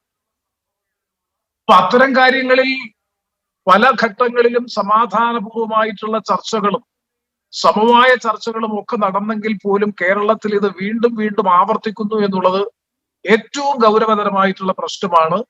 ഇതിനെതിരായിട്ടുള്ള പൊതുവികാരം വളർത്തിക്കൊണ്ടുവരാൻ ജനാധിപത്യ സമൂഹത്തിൽ കഴിഞ്ഞാൽ ഒരു പരിധിവരെ ഇതിനെ ചെറുത്തു തോൽപ്പിക്കാൻ കഴിയും. കാരണം ഇത്തരത്തിലുള്ള കൊലപാതക രാഷ്ട്രീയത്തിന് നേതൃത്വം കൊടുക്കുന്നവർ, കൊലപാതക രാഷ്ട്രീയത്തിൽ പങ്കെടുക്കുന്നവർക്ക് വീരോചിതമായ സ്വീകരണം നൽകി ആദരിക്കുന്നവർ, അവർക്ക് തൊഴിലിടങ്ങളിൽ സംവരണം ഉൾപ്പെടെ നൽകിക്കൊണ്ട് അല്ലെങ്കിൽ നിയമനങ്ങളിൽ ഉൾപ്പെടെ പ്രത്യേക പരിഗണന നൽകിക്കൊണ്ട് പരിരക്ഷിക്കുന്നത് അടക്കമുള്ള സംഭവങ്ങൾ കേരളത്തിൽ പതിവായി മാറിയിരിക്കുന്നു. അപ്പൊ സ്വാഭാവികമായി നേരത്തെ ഇവിടെ ജയരാജ് സ്വാമി സൂചിപ്പിച്ചതുപോലെ ഇന്ന് സന്ദീപിന്റെ കൊലപാതകവുമായി ബന്ധപ്പെട്ടുകൊണ്ട് വന്ന ആ വീഡിയോ ക്ലിപ്പിംഗ് എത്ര ഭീകരമാണ്. കാരണം കേരളം പോലെയുള്ള പരിഷ്കൃത ജനാധിപത്യ സമൂഹത്തിൽ ഒരാൾ ടെലിഫോണിൽ മറ്റൊരാളോട് മറ്റൊരു കൊലപാതകത്തിൽ പങ്കെടുത്തയാളോട് സംസാരിക്കുകയാണ്, ഞങ്ങൾ വേറെ ആളെ കൊടുത്തിട്ടുണ്ട്, തീർച്ചയായിട്ടും ഞാനതിൽ പ്രതിയാകുന്നില്ല, ഇങ്ങനെ പറയാനുള്ള ഒരു സാഹചര്യം എങ്ങനെ കേരളത്തിലുണ്ടായി? അപ്പൊ അതുകൂടി ഗൗരവത്തോടു കൂടി നമ്മൾ പരിശോധിക്കേണ്ടതല്ലേ? അപ്പൊ കൊലപാതകം നടത്തിയതിന് ശേഷം യഥാർത്ഥ പ്രതികളെ മാറ്റി തൽസ്ഥാനത്ത് മറ്റ് ബനാമി പ്രതികളെ പ്രതി ചേർക്കാനുള്ള അവസരം കേരളത്തിൽ ഉണ്ടാകുന്നു എന്നുള്ളത് ഒരു പ്രധാനപ്പെട്ട വിഷയമാണ്. അപ്പൊ ഇത്തരം കാര്യങ്ങളിൽ മുഖം നോക്കാതെ നിയമപരമായ നടപടി സ്വീകരിക്കാൻ ഭരണകൂടത്തിന്, ഗവൺമെന്റിനെ പ്രതിനിധീകരിക്കുന്ന കക്ഷികൾക്ക് അല്ലെങ്കിൽ എല്ലാ രാഷ്ട്രീയ പ്രസ്ഥാനങ്ങൾക്കും കഴിയുമോ എന്നുള്ളതാണ് ഏറ്റവും പ്രസക്തമായിട്ടുള്ള പ്രശ്നം. ശ്രീ NK പ്രേമചന്ദ്രൻ, ഞാൻ ഇതിനോട് അനുബന്ധമായ ഒരു കാര്യം താങ്കളോട് ചോദിക്കട്ടെ. ഇപ്പൊ വെഞ്ഞാറമൂട് കൊലപാതകത്തിന്റെ കാര്യത്തിൽ ഇവിടെ ഒരു സർക്കാരുണ്ട്, ഭരണ സംവിധാനമുണ്ട്. പക്ഷെ പ്രതിപക്ഷം ആവശ്യപ്പെട്ടത് CBI അന്വേഷണം വേണമെന്നാണ്. അപ്പോൾ ലോക്കൽ പോലീസിൻ്റെയോ അല്ലെങ്കിൽ ക്രൈംബ്രാഞ്ചിൻ്റെയോ ഒന്നും അന്വേഷണം മതിയാകില്ല, പകരം CBI അന്വേഷണത്തിലൂടെ മാത്രമേ സത്യം തെളിയൂ എന്ന ഒരു നിലപാട് ഇവിടെ UDF സ്വീകരിച്ചു. എന്നാൽ കേരളത്തിന് പുറത്ത് മറ്റ് സംസ്ഥാനങ്ങളിൽ CBIയുടെ വിശ്വാസ്യതയെ സംബന്ധിച്ചൊക്കെ പലതരത്തിൽ രാഷ്ട്രീയമായി തന്നെ സംശയങ്ങൾ ഉന്നയിക്കുമ്പോഴാണ് ഇത്തരം കേസുകൾ തെളിയിക്കാൻ CBI വേണമെന്നൊരാവശ്യം ഉന്നയിച്ചത്. ഇപ്പോൾ ശരത്ലാലിന്റെയും കൃപേഷിന്റെയും കാര്യത്തിൽ സംസ്ഥാന സർക്കാർ സുപ്രീം കോടതി വരെ കോടികൾ ചെലവഴിച്ചു പോയത് ഈ പ്രതികൾക്ക് സംരക്ഷണം ഒരുക്കാനാണ് എന്ന ആക്ഷേപം ഉയർത്തി. പിന്നീട് CBI അന്വേഷണത്തിലൂടെ ഇപ്പോൾ തീരുമാനമുണ്ടായപ്പോൾ നീതി ലഭിച്ചു എന്ന് കോൺഗ്രസ് പറഞ്ഞു. അതായത് ഒരു ഭരണകൂടം അല്ലെങ്കിൽ ഒരു ഭരണ സംവിധാനത്തിൽ ഇത്തരം രാഷ്ട്രീയ കൊലപാതക കേസിലെ പ്രതികളാക്കപ്പെടുന്നവർ അല്ലെങ്കിൽ പ്രതികളെന്ന് സംശയിക്കുന്നവർ ഭരണകക്ഷിയിൽപ്പെടുമ്പോൾ ഈ സംവിധാനങ്ങൾ നേരെ ചൊവ്വിയ കാര്യങ്ങൾ അന്വേഷിക്കില്ല എന്നതാണോ യഥാർത്ഥത്തിൽ ഇത്തരം കുറ്റകൃത്യങ്ങൾക്ക് വഴിയൊരുക്കുന്നത്? അതല്ല ഈ സംവിധാനങ്ങളെക്കാൾ ഉപരിയായ ഒരു സംവിധാനത്തിലൂടെ മാത്രമേ സത്യം തെളിയൂ എന്നത് നിരന്തരമായി അല്ലെങ്കിൽ നിലനിൽക്കുന്ന ഒരു വസ്തുതയാണോ? എന്തുകൊണ്ടാണ് ഈ ഒരു സ്ഥിതിവിശേഷം കേരളത്തിലുണ്ടാകുന്നത്? ഒരു കാര്യം വളരെ വ്യക്തമാണ്. കൊലപാതകത്തിൽ ഏർപ്പെടുന്നവർക്ക് ഭരണകൂടത്തിന്റെ പരിരക്ഷ ലഭിക്കുന്നു എന്ന് ഉറപ്പ് വന്നാൽ, അല്ലെങ്കിൽ അത് പ്രതിപക്ഷ രാഷ്ട്രീയ പ്രസ്ഥാനങ്ങളായാലും ഭരണകക്ഷിയുടെ പ്രസ്ഥാനങ്ങളായാലും അവർക്ക് സംരക്ഷണം ലഭിക്കുന്നു എന്ന് ഉറപ്പ് വന്നാൽ കൊലപാതക ശ്രമങ്ങൾ, അത്തരത്തിലുള്ള സംഭവങ്ങൾ വീണ്ടും ആവർത്തിക്കും. ഇവിടെ CBIയെ സംബന്ധിച്ചിടത്തോളം സൂചിപ്പിച്ചു. CBIയെ സംബന്ധിച്ചിടത്തോളം നമുക്ക് എല്ലാവർക്കും അറിയാം, CBI എന്ന് പറയുന്നത് പലപ്പോഴും ഗവൺമെന്റിന്റെ കേവലമായിട്ടുള്ള ആയുധമായി മാറിയിട്ടുണ്ട് എന്ന ആക്ഷേപം സുപ്രീം കോടതി വരെ ഉന്നയിച്ചിട്ടുണ്ട്. പക്ഷെ കാലാകാലങ്ങളിൽ എല്ലാ പാർട്ടികളും ഇപ്പോൾ തന്നെ സരിതാ പ്രശ്നവുമായി ബന്ധപ്പെട്ട കേസ് വളരെ തിടുക്കത്തിലാണ്. പെട്ടെന്നാണ് തെരഞ്ഞെടുപ്പിന് ആഴ്ചകൾ മാത്രം ബാക്കി നിൽക്കുമ്പോൾ LDF ഗവൺമെന്റ്, ഇന്നത്തെ പിണറായി വിജയന്റെ നേതൃത്വത്തിലുള്ള ഗവൺമെന്റ് CBIക്ക് ആ കേസ് റെഫർ ചെയ്യുന്നത്. CBI കേരളത്തിലെ കേസുകൾ അന്വേഷിക്കണ്ട എന്ന് പറഞ്ഞുകൊണ്ട് നിയമം തന്നെ മാറ്റി ഉത്തരവ് പുറപ്പെടുവിച്ച സംസ്ഥാന സർക്കാർ തന്നെ രാഷ്ട്രീയ പ്രതിയോഗിയെ കൈകാര്യം ചെയ്യാനെന്നുള്ള ലക്ഷ്യത്തോടു കൂടി അല്ലെങ്കിൽ തെരഞ്ഞെടുപ്പിനെ ലാക്കാക്കിക്കൊണ്ട് CBIക്ക് കേസ് വിട്ടതും ഈ അവസരത്തിൽ സ്മരിക്കേണ്ടതാണ്. വെഞ്ഞാറമൂട് കൊലപാതകം ഉൾപ്പെടെയുള്ള കൊലപാതകങ്ങളിലൊക്കെ തന്നെ ഒരുപാട് ദുരൂഹതകളുണ്ട്. സ്വാഭാവികമായും എല്ലാത്തിലും അവിടെയൊന്നും നിഷ്പക്ഷവും നിർഭയവുമായ അന്വേഷണം നടക്കുന്നില്ല എന്നുള്ളത് പകൽ പോലെ സത്യമല്ലേ? ഗവൺമെന്റിനെ പ്രതിനിധീകരിക്കുന്ന, ഭരണകൂടത്തെ പ്രതിനിധീകരിക്കുന്ന പ്രസ്ഥാനത്തിന്റെ പ്രതിനിധികൾ ഉൾപ്പെട്ട കൊലപാതക കേസുകളിൽ സത്യസന്ധവും നിഷ്പക്ഷവും നീതിപൂർവവുമായ അന്വേഷണം നടക്കുന്നില്ല.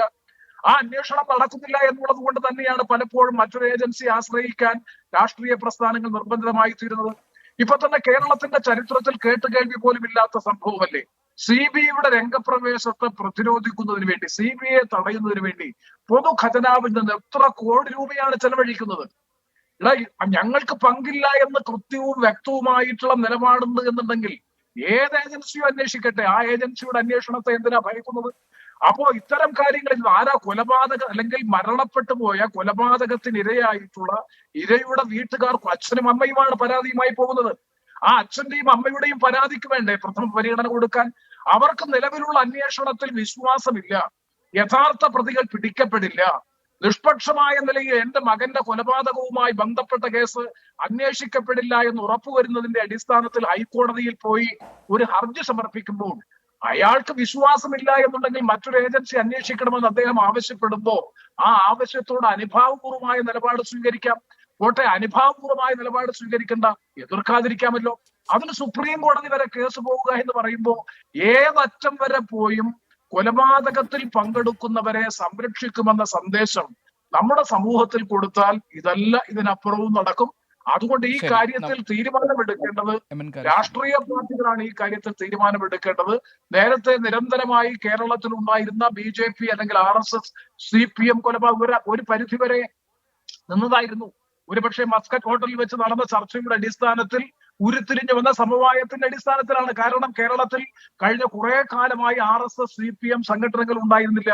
സമീപകാലത്തായി ഏറ്റവും കൂടുതൽ മരണങ്ങൾ നടന്നിട്ടുള്ളത്, കൊലപാതകങ്ങൾ നടന്നിട്ടുള്ളത് ഷുഹൈബിന്റേതായാലും ശരത്തും പ്രേമേന്ദ്രൻ, ഞാൻ ആ ചോദ്യം നേരത്തെ ഒരു ഘട്ടത്തിൽ നമ്മൾ ഉന്നയിച്ചതാണ്. ഞാൻ അവിടെ ഒന്ന് ഇടപെടുകയാണ്. ശ്രീ P. ജയരാജനിലേക്കാണ് ഒരിക്കൽ കൂടി പോകേണ്ടത്. ശ്രീ P. ജയരാജൻ, ഇത് ഇപ്പോൾ ശ്രീ NK പ്രേമചന്ദ്രൻ പറഞ്ഞ രണ്ട് കാര്യങ്ങൾ. ഒന്ന്, ഈ കുറ്റകൃത്യത്തിൽ പങ്കെടുക്കുന്നവരെ രാഷ്ട്രീയ സംരക്ഷണം എന്നത് ഒരു വലിയ ആരോപണമായി പലപ്പോഴും മുഖ്യധാര രാഷ്ട്രീയം, പ്രത്യേകിച്ച് CPM-നെതിരെ പല ഘട്ടങ്ങളിൽ ഉയർന്നു വന്നിട്ടുണ്ട്. ഹൈക്കോടതിയിൽ ഈ CBI അന്വേഷണമൊക്കെ ആവശ്യപ്പെട്ട് വരുന്ന ഹർജികളിൽ കോടതികൾ തന്നെ പലപ്പോഴും ഈ പോലീസ് അന്വേഷണം നിഷ്പക്ഷമാവില്ല, അതുകൊണ്ട് പ്രതികളെ കണ്ടുപിടിക്കാൻ കഴിയില്ല എന്ന ഈ ഇരകളുടെ വാദം ന്യായമാണ് എന്ന കാരണം ചൂണ്ടിക്കാട്ടി തന്നെ CBIക്ക് കേസ് വിട്ട സംഭവങ്ങൾ പലതുണ്ട്.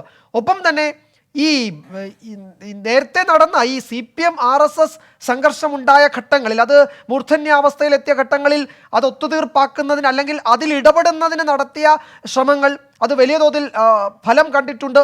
പക്ഷേ എന്തുകൊണ്ട് അതിൻ്റെ സന്ദേശം താഴെത്തട്ടിലേക്ക് എത്തിയില്ല? ഇപ്പോൾ ശ്രീഎമ്മിൻ്റെ നേതൃത്വത്തിൽ നടന്ന ചർച്ചകളെ പറ്റി നമ്മൾ കേട്ടിട്ടുണ്ട്. അത് അനൗദ്യോഗികമാണെങ്കിൽ പോലും അത് എല്ലാവരും സമ്മതിച്ചിട്ടുള്ളതാണ്. ആ ഒരു ഇടപെടൽ ഒരു പരിധിവരെ ഒരു ഇടക്കാലത്ത് ഈ പ്രശ്നങ്ങളിൽ നിന്ന് അകന്നു നിൽക്കാൻ നമ്മുടെ സമൂഹത്തിന് ഒരു ബലം നൽകിയിരുന്നു. പക്ഷേ അത് അയഞ്ഞു തുടങ്ങിയോ എന്ന ആശങ്ക വീണ്ടും കേരളത്തിന് ഇപ്പോഴുണ്ട്. എന്തുകൊണ്ടാണ് അത്തരം സമവായ സന്ദേശങ്ങൾ താഴേക്കെത്താത്തത്? അത്തരം നിർദ്ദേശങ്ങൾ ഉയർന്നു വരുമ്പോൾ അത് പൂർണ്ണ മനസ്സോടെ പ്രവർത്തകരിലേക്ക് എത്തിക്കുന്നതിൽ എന്തെങ്കിലും വിമുഖത പാർട്ടികൾക്കുണ്ടോ? ശരിയായോ?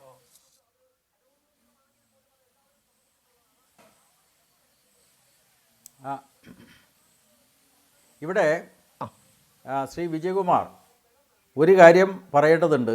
ഞങ്ങളുടെ പാർട്ടിയുടെ ലോക്കൽ കമ്മിറ്റി സെക്രട്ടറിയാണ് സഖാവ് സന്ദീപ്. ആ സന്ദീപാണ് കൊല ചെയ്യപ്പെട്ടത്. കൊല ചെയ്യപ്പെട്ടതിന് ശേഷം CPMൻ്റെ സംസ്ഥാന സെക്രട്ടറി സഖാവ് കോടിയേരി ആ കൊല ചെയ്യപ്പെട്ട സന്ദീപിൻ്റെ വീട് സന്ദർശിച്ച് നടത്തിയിട്ടുള്ള പ്രസ്താവന നിങ്ങൾ ഉൾപ്പെടെയുള്ള മാധ്യമങ്ങൾ പ്രസിദ്ധീകരിച്ചിട്ടുണ്ടല്ലോ. എന്താ അതിൽ പറഞ്ഞിട്ടുള്ളത്? സഖാവ് സന്ദീപിൻ്റെ കൊലപാതകത്തിന് ശേഷവും CPIM ആത്മസംയമനത്തിൻ്റെ പാതയിൽ തന്നെയാണ് എന്ന് സഖാവ് കോടിയേരി പറഞ്ഞല്ലോ. അപ്പോൾ എന്ത് പ്രകോപനമുണ്ടായാലും അത്തരം പ്രകോപനങ്ങൾക്ക് വശംവദരാവാതെ നാടിൻ്റെ സമാധാനം കാത്തു സൂക്ഷിക്കാൻ ശ്രമിക്കണം. ഞങ്ങൾ ആത്മസംയമനത്തിൻ്റെ പാതയിൽ തന്നെയാണ് എന്ന് സഖാവ് കോടിയേരി ഈ ഘട്ടത്തിലും പ്രഖ്യാപിച്ചത് താങ്കളൊന്നും കേട്ടിട്ടില്ലേ? അല്ല, അപ്പോൾ അതുകൊണ്ട് CPMനെ സംബന്ധിച്ചിടത്തോളം അതിന്റെ നിലപാട് എന്ന പരാമർശം അദ്ദേഹം ഒരിക്കൽ നടത്തിയതുകൊണ്ട് നമ്മുടെ മുന്നിൽ ശ്രീ P. ജയരാജൻ, ഞാൻ രണ്ടാമത്തെ കാര്യം,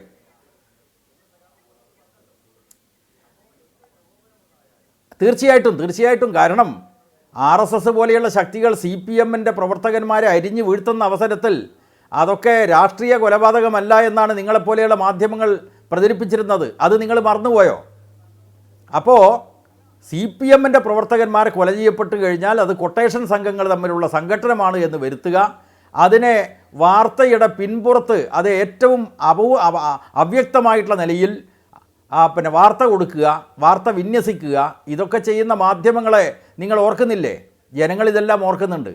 ഞങ്ങളെ സംബന്ധിച്ചിടത്തോളം ഇവിടെ ആര് രാഷ്ട്രീയ ആക്രമണം നടത്തിയാലും കൊല നടത്തിയാലും അതിനെ അപലപിക്കണം, അത് അവസാനിപ്പിക്കണം എന്നുള്ള നിലപാടാണ് CPMനുള്ളത്. സഖാവ് സന്ദീപിൻ്റെ കൊലയെ തുടർന്നും സംസ്ഥാന സെക്രട്ടറി സഖാവ് കോടിയേരി പറഞ്ഞത് ഇതിൻ്റെ അടിസ്ഥാനത്തിലാണ്. മറ്റൊരു ചോദ്യം നേരത്തെ ചോദിച്ചു CBI അന്വേഷണത്തെപ്പറ്റി. CBI ഒന്നിനും കൊള്ളാത്ത ഏജൻസിയാണെന്നൊന്നും ഞങ്ങൾക്ക് അഭിപ്രായമില്ല. പക്ഷേ രാഷ്ട്രീയമായിട്ട് BJP പ്രയോജനപ്പെടുത്താവുന്ന എല്ലാ കേസുകളും ആ BJPയെ CBI എന്ന അന്വേഷണ ഏജൻസിയെക്കുറിച്ച് ഒട്ടേറെ ആക്ഷേപങ്ങൾ ഉയർന്നു വന്നിട്ടുണ്ട്. അതുകൊണ്ട് എല്ലാ കേസും CBI അന്വേഷിക്കണം എന്നതിലേക്ക് എത്തുമ്പോൾ കേരള പോലീസ് ഒന്നിനും കൊള്ളാത്തവരാണോ? കേരളത്തിലെ പോലീസ് സംവിധാനം എത്ര സമർത്ഥമായിട്ട് അന്വേഷിച്ച് വസ്തുതകൾ കണ്ടെത്തിയിട്ടുണ്ട്. ഈ താങ്കൾ കോടതിയുടെ കാര്യം പറഞ്ഞല്ലോ. ബഹുമാനപ്പെട്ട ഹൈക്കോടതി ഈ ഫസൽ കേസിൻ്റെ അന്വേഷണം ഒന്നുകൂടി സമഗ്രമായി നടത്തണം, കോടതിയിലെ മുമ്പിൽ വന്നിട്ടുള്ള വസ്തുതയെ അടിസ്ഥാനപ്പെടുത്തി ഒന്നുകൂടി തുടരന്വേഷണം നടത്തണം എന്ന് പറയുന്നത് ഏത് സാഹചര്യത്തിലാണ്? CBI കേസ് അന്വേഷിച്ചത്. സഖാവ് കാരായി രാജനും ചന്ദ്രശേഖരനും ഉൾപ്പെടെയുള്ള CPM പ്രവർത്തകന്മാരല്ല RSSകാരാണ് ആ കൊല നടത്തിയത് എന്ന് കുറ്റസമ്മത മൊഴിയടക്കം തങ്ങളുടെ കൈവശമുണ്ട് എന്ന് കേരള പോലീസ് ഹൈക്കോടതിയിൽ റിപ്പോർട്ട് കൊടുത്തിട്ടുണ്ട്. അപ്പോൾ അതിനെ അടിസ്ഥാനപ്പെടുത്തി CBIയുടെ അന്വേഷണം വേണ്ടത്ര തൃപ്തികരമല്ല എന്നത് കണ്ടതുകൊണ്ടാണ് തുടരന്വേഷണത്തിന് വേണ്ടി ഹൈക്കോടതി ഉത്തരവിട്ടത്. പക്ഷേ ആ ഹൈക്കോടതിയുടെ ഉത്തരവിലെ പരാമർശങ്ങളൊന്നും പരിഗണിക്കാതെയാണ് CBI ഇപ്പോൾ തുടരന്വേഷണ റിപ്പോർട്ട് ഹൈക്കോടതിയിൽ കൊടുത്തത്. അത് CPM പ്രവർത്തകന്മാർ തന്നെയാണ്. അപ്പോൾ ഇവിടെ നേരത്തെ പ്രേമേന്ദ്രൻ സൂചിപ്പിച്ചതുപോലെ സുപ്രീം കോടതി തന്നെ നേരത്തെ CBIയുടെ ചില അന്വേഷണ നടപടികളെ സംബന്ധിച്ച് ആക്ഷേപം ഉന്നയിച്ചിട്ടുണ്ട്. അത് കൂട്ടിലിട്ട തത്തിയായിട്ടാണ് പ്രവർത്തിക്കുന്നത്. ആ പരാതി ഞങ്ങൾക്കുണ്ട്. അതുകൊണ്ട് CBI ഒരു കേസിലും നടത്തുന്ന അന്വേഷണം ശരിയല്ല എന്നൊന്നും ഞങ്ങൾ പറഞ്ഞിട്ടില്ല. പക്ഷേ നമ്മുടെ സംസ്ഥാനത്ത് നടന്നിട്ടുള്ളൊരു കൊലപാതകം, സംഘർഷങ്ങൾ, ആ സംഘർഷങ്ങളൊക്കെ നമ്മുടെ നാട്ടിൽ അവസാനിപ്പിക്കണം. അതിൻ്റെ ഭാഗമായിട്ട് നിയമ നടപടി വേണം. യഥാർത്ഥ പ്രതികളെ കണ്ടെത്തണം. യഥാർത്ഥ പ്രതികളെ കണ്ടെത്തുന്നതിന് വേണ്ടി കേരള പോലീസ് തന്നെ സമർത്ഥമായിട്ടും അന്വേഷിക്കുന്ന ഒരു ഏജൻസിയാണ്. ആ കേരള പോലീസിൻ്റെ അന്വേഷണത്തിൻ്റെ മികവ് ഒരു തരത്തിലും കുറച്ച് കാണാൻ വേണ്ടി കഴിയില്ല. മറ്റൊരു ഞങ്ങൾ കാര്യം, ഇവിടെ പെരിയ കേസിനെ സംബന്ധിച്ച് പറഞ്ഞല്ലോ. ആ പെരിയ കേസിൽ എല്ലാവരും കുറ്റവാളികളാണെന്ന് താങ്കളെ വിലയിരുത്തിയോ? CBI എന്ന അന്വേഷണ ഏജൻസി അവരുടെ താല്പര്യാർത്ഥം ചില കാര്യങ്ങൾ ഇപ്പോൾ പ്രതികളുടെ പട്ടികയിൽ ഉൾപ്പെടുത്തിക്കൊണ്ട് കോടതിയിൽ റിപ്പോർട്ട് സമർപ്പിച്ചിട്ടുണ്ട്. അവ സംബന്ധിച്ച് നിയമപരമായിട്ടുള്ള പരിശോധന നടത്തുമ്പോഴാണല്ലോ വ്യക്തമാവുക. ഫസൽ കേസിന്റെ കാര്യത്തിൽ യഥാർത്ഥത്തിൽ RSSകാരാണ് കൊല നടത്തിയതെങ്കിലും CPMന്റെ പ്രവർത്തകന്മാരുടെ പേരിൽ ചുമലിട്ടല്ലോ. അതെ, നമ്മൾ ഈ ചർച്ച കൊണ്ട് ഉദ്ദേശിക്കുന്നത് കേരളത്തിൽ ഈ രാഷ്ട്രീയ കൊലപാതകങ്ങൾ അവസാനിക്കുന്ന ശാശ്വതമായ ഒരു സമാധാനം കൊണ്ടുവരാൻ വേണ്ടി എങ്ങനെ നമ്മളെല്ലാവരും തന്നെ രാഷ്ട്രീയം മറന്ന് രാഷ്ട്രീയ പാർട്ടികളും ഭരണകൂടവും ഒക്കെ ഒരുമിച്ച് പ്രവർത്തിക്കാൻ കഴിയുമെന്നതിലേക്കാണ്. ഇപ്പോൾ താങ്കൾ പറഞ്ഞതുപോലെ ഇപ്പോൾ CBIയുടെ അന്വേഷണത്തിൽ സംശയം രേഖപ്പെടുത്തുന്നു, അതേപോലെ തന്നെ സംസ്ഥാന പോലീസ് നടത്തുന്ന അന്വേഷണത്തിൽ പ്രതിപക്ഷ പാർട്ടികൾ ഇരകളാക്കപ്പെടുന്ന രാഷ്ട്രീയ കൊലപാതകങ്ങളിൽ അവർ സംശയം രേഖപ്പെടുത്തുന്നു. അപ്പോൾ ഇത് നിരന്തരം പരസ്പരമുള്ള സംശയം ഊട്ടി വളർത്തുകയും ഈ പ്രതികളാക്കപ്പെടുന്നവർ ഭരണത്തിലിരിക്കുന്നവരുടെ രാഷ്ട്രീയ കക്ഷിയിൽപ്പെട്ടവരാണെ സംരക്ഷിക്കപ്പെടുന്നു എന്നുള്ള ആരോപണങ്ങൾ ഉയരുകയും ചെയ്യുന്നു. ഇതിനെ മാത്രം പിൻപറ്റി നമുക്ക് ഈ ചർച്ച പോയാൽ ഈ ചർച്ച ഏതെങ്കിലും ഒരു കൺക്ലൂഷനിൽ എത്തിക്കാൻ പറ്റുമെന്ന് തോന്നുന്നില്ല. ശ്രീ MN കാരശ്ശേരി, ഒരുപക്ഷെ സാമൂഹിക നിരീക്ഷകൻ എന്ന നിലയിൽ താങ്കൾ ഈ ചർച്ചയിൽ താങ്കളുടെ ഇടപെടൽ അനിവാര്യമായിരിക്കുന്നത് ഈ ഘട്ടത്തിലാണ്. പറഞ്ഞോളൂ.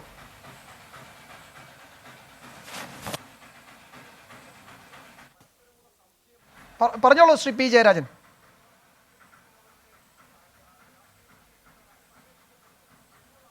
അതായത് ഇവിടെ സന്ദീപിൻ്റെ കൊലയെ തുടർന്ന് CPM സംസ്ഥാന സെക്രട്ടറി പറഞ്ഞ കാര്യം താങ്കൾ മുഖവിലക്കെടുത്തില്ല എന്ന് തോന്നുന്നു. യഥാർത്ഥത്തിൽ ആത്മസംയമനത്തിൻ്റെ പാതയിലാണ് തങ്ങൾ ഇപ്പോഴുമെന്ന് അദ്ദേഹം ആവർത്തിച്ച് പ്രഖ്യാപിച്ചിട്ടുണ്ട്. അതുതന്നെയാണ് CPMൻ്റെ നിലപാട്. ശരി. മറ്റൊന്ന്, അന്വേഷണ ഏജൻസികളെ സംബന്ധിച്ചിടത്തോളം ഇപ്പോൾ കേന്ദ്ര അന്വേഷണ ഏജൻസിയാണല്ലോ എൻഫോഴ്സ്മെൻറ്റ് ഡയറക്ടറേറ്റ്, എല്ലാം കൃത്യമായിട്ടാണ് നടത്തുന്നത്. ഇവിടെ പ്രേമേന്ദ്രൻ UDFൻ്റെ പ്രതിനിധി കൂടിയാണല്ലോ. മുൻ ധനമന്ത്രിയായിട്ടുള്ള ചിദംബരത്തെ എത്രമാത്രം CBI എന്ന അന്വേഷണ ഏജൻസി വിഷമിപ്പിച്ചിട്ടുണ്ട് എന്ന് കോൺഗ്രസ്സുകാരനെ പറഞ്ഞിട്ടുണ്ടല്ലോ. എൻഫോഴ്സ്മെന്റ് ഡയറക്ടറേറ്റ് അതുപോലെ തന്നെ CBI ഏജൻസികൾ ഈ രാഷ്ട്രീയ വേട്ടയാടലിന് ചട്ടുകങ്ങളായി മാറുന്നുണ്ടോ? നമ്മൾ താങ്കൾ പറഞ്ഞതുപോലെ ഒട്ടേറെ തവണ നമ്മൾ ചർച്ച നടത്തിയ ഒരു വിഷയം കൂടിയാണ് അത്. ഓർമ്മയുണ്ട്, എനിക്ക് തോന്നുന്നു താങ്കൾക്കത് താങ്കളുടെ ഓർമ്മയിലും ഉണ്ടാകും. ഞാൻ ശ്രീ MN കാരശ്ശേരിയിലേക്ക് ഒന്ന് പോട്ടെ. അദ്ദേഹം തുടക്കം മുതൽ ചർച്ചയിലുണ്ട്. ചെറിയ സാങ്കേതിക പ്രശ്നങ്ങൾ കാരണം അദ്ദേഹത്തിലേക്ക് പോകാൻ കഴിയാതിരുന്നതാണ്. അതിന് ഞാൻ ശ്രീ MN കാരശ്ശേരി താങ്കളോട് ക്ഷമ ചോദിക്കുന്നു. ശ്രീ MN കാരശ്ശേരി, ഒരുപക്ഷെ സാമൂഹിക നിരീക്ഷകൻ നിലയിൽ താങ്കളിൽ നിന്ന് അറിയാൻ ആഗ്രഹിക്കുന്നത് കേരളത്തിലെ ഈ രാഷ്ട്രീയ കൊലപാതകങ്ങൾ, അതിനുശേഷമുള്ള ഈ അനുനയ നീക്കങ്ങൾ, പിന്നീട് വീണ്ടും ഈ പ്രതി ചേർക്കപ്പെട്ടവർക്ക് വേണ്ടി നിലകൊള്ളുന്നവർ, പ്രകോപന പ്രസംഗങ്ങൾ നടത്തുന്നവർ, ഇതെല്ലാം തന്നെ കേരളത്തെ സംബന്ധിച്ച് ഒരു തനി ആവർത്തനമായി മാറുന്നുണ്ട്. എന്തുകൊണ്ടാണ് ഈ കേരളത്തിൽ മറ്റെല്ലാ നിലയ്ക്കും സാമൂഹിക പുരോഗതി കൈവരിക്കുമ്പോഴും ഈ ഒരു കാര്യത്തിൽ ഇത് നിരന്തരം ആവർത്തിക്കപ്പെടുന്നത്? എന്താണ് അതിനുള്ള യഥാർത്ഥ രാഷ്ട്രീയ കാരണങ്ങൾ താങ്കൾ നിരീക്ഷിക്കുമ്പോൾ? ഗോപികൃഷ്ണൻ, ഞാൻ ആദ്യം പറയാൻ വന്നത് ലൈൻ തടസ്സപ്പെട്ടുകൊണ്ട് എനിക്ക് പറയാൻ പറ്റിയില്ല. ഞാൻ പറയാൻ വന്ന ഒരു പ്രധാന കാര്യം ഇതായിരുന്നു. കേരളത്തിൽ ഇപ്പോൾ എല്ലാ രംഗത്തും ഹിംസ, അക്രമം വളരെ വർദ്ധിച്ചിട്ടുണ്ട്. ഇപ്പോൾ ഒരു ഉദാഹരണം പറഞ്ഞാൽ, ഒരു പ്രണയലേഖനം സ്വീകരിച്ചില്ല അല്ലെങ്കിൽ പ്രണയം സ്വീകരിച്ചില്ല എന്നതിന് കൂട്ടുകാരിയെ വെടിവെച്ചു കൊല്ലാം എന്ന് വിചാരിക്കുന്ന യുവാക്കളോ വിദ്യാർത്ഥികളോ ഉള്ള നാടാണ് നമ്മുടെ. ഇതുപോലെ യുവാക്കളോട് ഇങ്ങനെ പെരുമാറുന്ന സ്ത്രീകളും നമ്മുടെ നാട്ടിലുണ്ട്. പിന്നെ ഗാർഹിക പീഡനം, ഡൊമസ്റ്റിക് വയലൻസ് വളരെ കൂടിയിട്ടുണ്ട്. ആത്മഹത്യ വളരെ കൂടിയിട്ടുണ്ട്. പിന്നെ നമ്മളിപ്പോൾ രാഷ്ട്രീയ കൊലപാതകം ചർച്ച ചെയ്യും, നേരെ മറിച്ച് ഇവിടെ ആദിവാസികളുടെ നേരെയോ സ്ത്രീകളുടെ നേരെയോ നടന്ന അനേകം അക്രമങ്ങൾ നമ്മൾ ചർച്ച ചെയ്യാൻ കൂടി മറന്നുപോകും. കാരണം അവർക്ക് ആരുമില്ല. ഇപ്പോൾ മധുവിൻ്റെ കൊലപാതകം, ആദിവാസി യുവാവ് മധു ഒരു നേരത്തെ ചോറ് കട്ടെടുത്തു എന്ന് പറഞ്ഞ് അദ്ദേഹത്തിൻ്റെ ചുറ്റും നിന്ന് പല പാർട്ടിക്കാരും ജാതിക്കാരും മതക്കാരും ആ ചെറുപ്പക്കാരനെ തല്ലുകയും കൊല്ലുകയും ചെയ്തതിൻ്റെ വീഡിയോ അവരെന്നെ പ്രചരിപ്പിച്ചു. വാളയാറിലെ 2 പെൺകുട്ടികളുടെ കൊലപാതകം ആലോചിച്ച് നോക്കൂ. അവർ ദളിതരാണ്, അതിന് രാഷ്ട്രീയമൊന്നുമില്ല. അപ്പോൾ ആ തരത്തിൽ ഒരുപടി കാര്യങ്ങളുണ്ട്. ഇനിയിപ്പോൾ നമ്മുടെ രാഷ്ട്രീയ കൊലപാതകത്തിലേക്ക് വന്നാൽ ഒന്നാമത് ആ വാക്ക് തന്നെ എന്തൊരു ലക്ഷണം കെട്ട വാക്കാന്ന് ആലോചിച്ച് നോക്കൂ. കൊലപാതകം ഒരു രാഷ്ട്രീയ പ്രവർത്തനമാണ് എന്ന് നമ്മൾ കേരളീയർ അംഗീകരിച്ചുകൊണ്ടാണ് ആ വാക്കിൻ്റെ അർത്ഥം നമുക്ക് മനസ്സിലാവുന്നത്. പിന്നെ ഇവിടെ ഇപ്പോൾ ബഹുമാനപ്പെട്ട P Jayarajan, advocate B Gopalakrishnan, അതുപോലെ NK പ്രേമേന്ദ്രൻ ഇവരൊക്കെ സംസാരിച്ചു. അപ്പോൾ എല്ലാവരും എല്ലാ തരത്തിലുള്ള ഹിംസയ്ക്കും കൊലപാതകത്തിനും എതിരാണ്. പ്രേമേന്ദ്രൻ്റെ പാർട്ടി ഇങ്ങനെ എന്തെങ്കിലും ചെയ്തതായിട്ട് എനിക്ക് അറിഞ്ഞുകൂടാ. ഞാൻ അദ്ദേഹത്തെ കൂട്ടി പറയല്ല, അദ്ദേഹം എന്നോട് ക്ഷമിക്കണം. അദ്ദേഹത്തെ പരാമർശിക്കാതെ പോകാൻ പറ്റാത്തതുകൊണ്ട് ഞാൻ പറഞ്ഞത്. അപ്പോൾ ഈ പ്രഖ്യാപനങ്ങൾ ആത്മാർത്ഥമാണോ എന്നുള്ള വളരെ ചെറിയൊരു ചോദ്യമാണ് എനിക്ക് ആദ്യം ചോദിക്കാനുള്ളത്. കാരണം ഇവിടുത്തെ കൊലപാതകങ്ങളിൽ മിക്ക സമയത്തും, പ്രത്യേകിച്ച് രാഷ്ട്രീയത്തിൻ്റെ പേരിൽ നടക്കുന്ന കൊലപാതകങ്ങളിൽ മിക്ക സമയത്തും ഹാജരാക്കപ്പെടുന്നത് വാടക കൊലയാളികളാണ്. അത് വളരെ പ്രധാനപ്പെട്ട ഒരു കാര്യമാണ്. വാടക കൊലയാളി ഉണ്ടാവും എന്നുണ്ടെങ്കിൽ കൊല നടത്തുന്ന കൊട്ടേഷൻ സംഘത്തിലെ ആൾക്ക് ഒരു ബുദ്ധിമുട്ടും വരാനിടയില്ല. പിന്നെ വേറെ ഒന്നുള്ളത്, ഞാൻ എൻ്റെ ഒരു ബോധ്യം പറയാണ്, ഇവിടുത്തെ എല്ലാ പാർട്ടിക്കാർക്കും വലുതോ ചെറുതോ ആയ കൊട്ടേഷൻ സംഘങ്ങളുണ്ട്. കാരണം അത് കൈകാര്യം ചെയ്യാൻ അവർക്ക് ആളുകളുണ്ട്. ഈ കൈകാര്യം ചെയ്യുന്നതിൻ്റെ കാര്യമാണ് നേരത്തെ ഗോപികൃഷ്ണൻ പറഞ്ഞത്. വരമ്പത്ത് കൂലി എന്ന് ആഭ്യന്തരമന്ത്രിയായിരുന്ന കോടിയേരി ബാലകൃഷ്ണൻ എന്തുകൊണ്ട് പറയുന്നു? ആഭ്യന്തര വകുപ്പ് കൈകാര്യം ചെയ്യുന്ന CPM-ന് എന്തുകൊണ്ടാണ് നിയമവ്യവസ്ഥയുടെ വഴിക്ക് അവരുടെ ആളുകളെ തല്ലുകയോ കൊല്ലുകയോ ചെയ്യുന്ന ആളുകളെ പിടികൂടാൻ പറ്റാത്തത്? അവർക്ക് എന്തുകൊണ്ടാണ് നിയമവാഴ്ചയിൽ വിശ്വാസമില്ലാത്തത് എന്നുള്ളൊരു കാര്യമുണ്ട്. ഇവിടെ CPM മാത്രമാണ് ഇത് ചെയ്യുന്നതെന്ന് യാതൊരു അഭിപ്രായം എനിക്കില്ല. BJP ഇങ്ങനെ ചെയ്യുന്നുണ്ട്, കോൺഗ്രസ് ചെയ്യുന്നുണ്ട്, മുസ്ലിം ലീഗ് ചെയ്യുന്നുണ്ട്. എണ്ണത്തിൽ വ്യത്യാസം ഉണ്ടാവും, സംഭവങ്ങൾക്ക് സ്വഭാവത്തിന് വ്യത്യാസം ഉണ്ടാവും. അക്രമത്തിലോ ഹിംസയിലോ വിശ്വാസമുള്ളവരാണ് ഇവരൊക്കെ.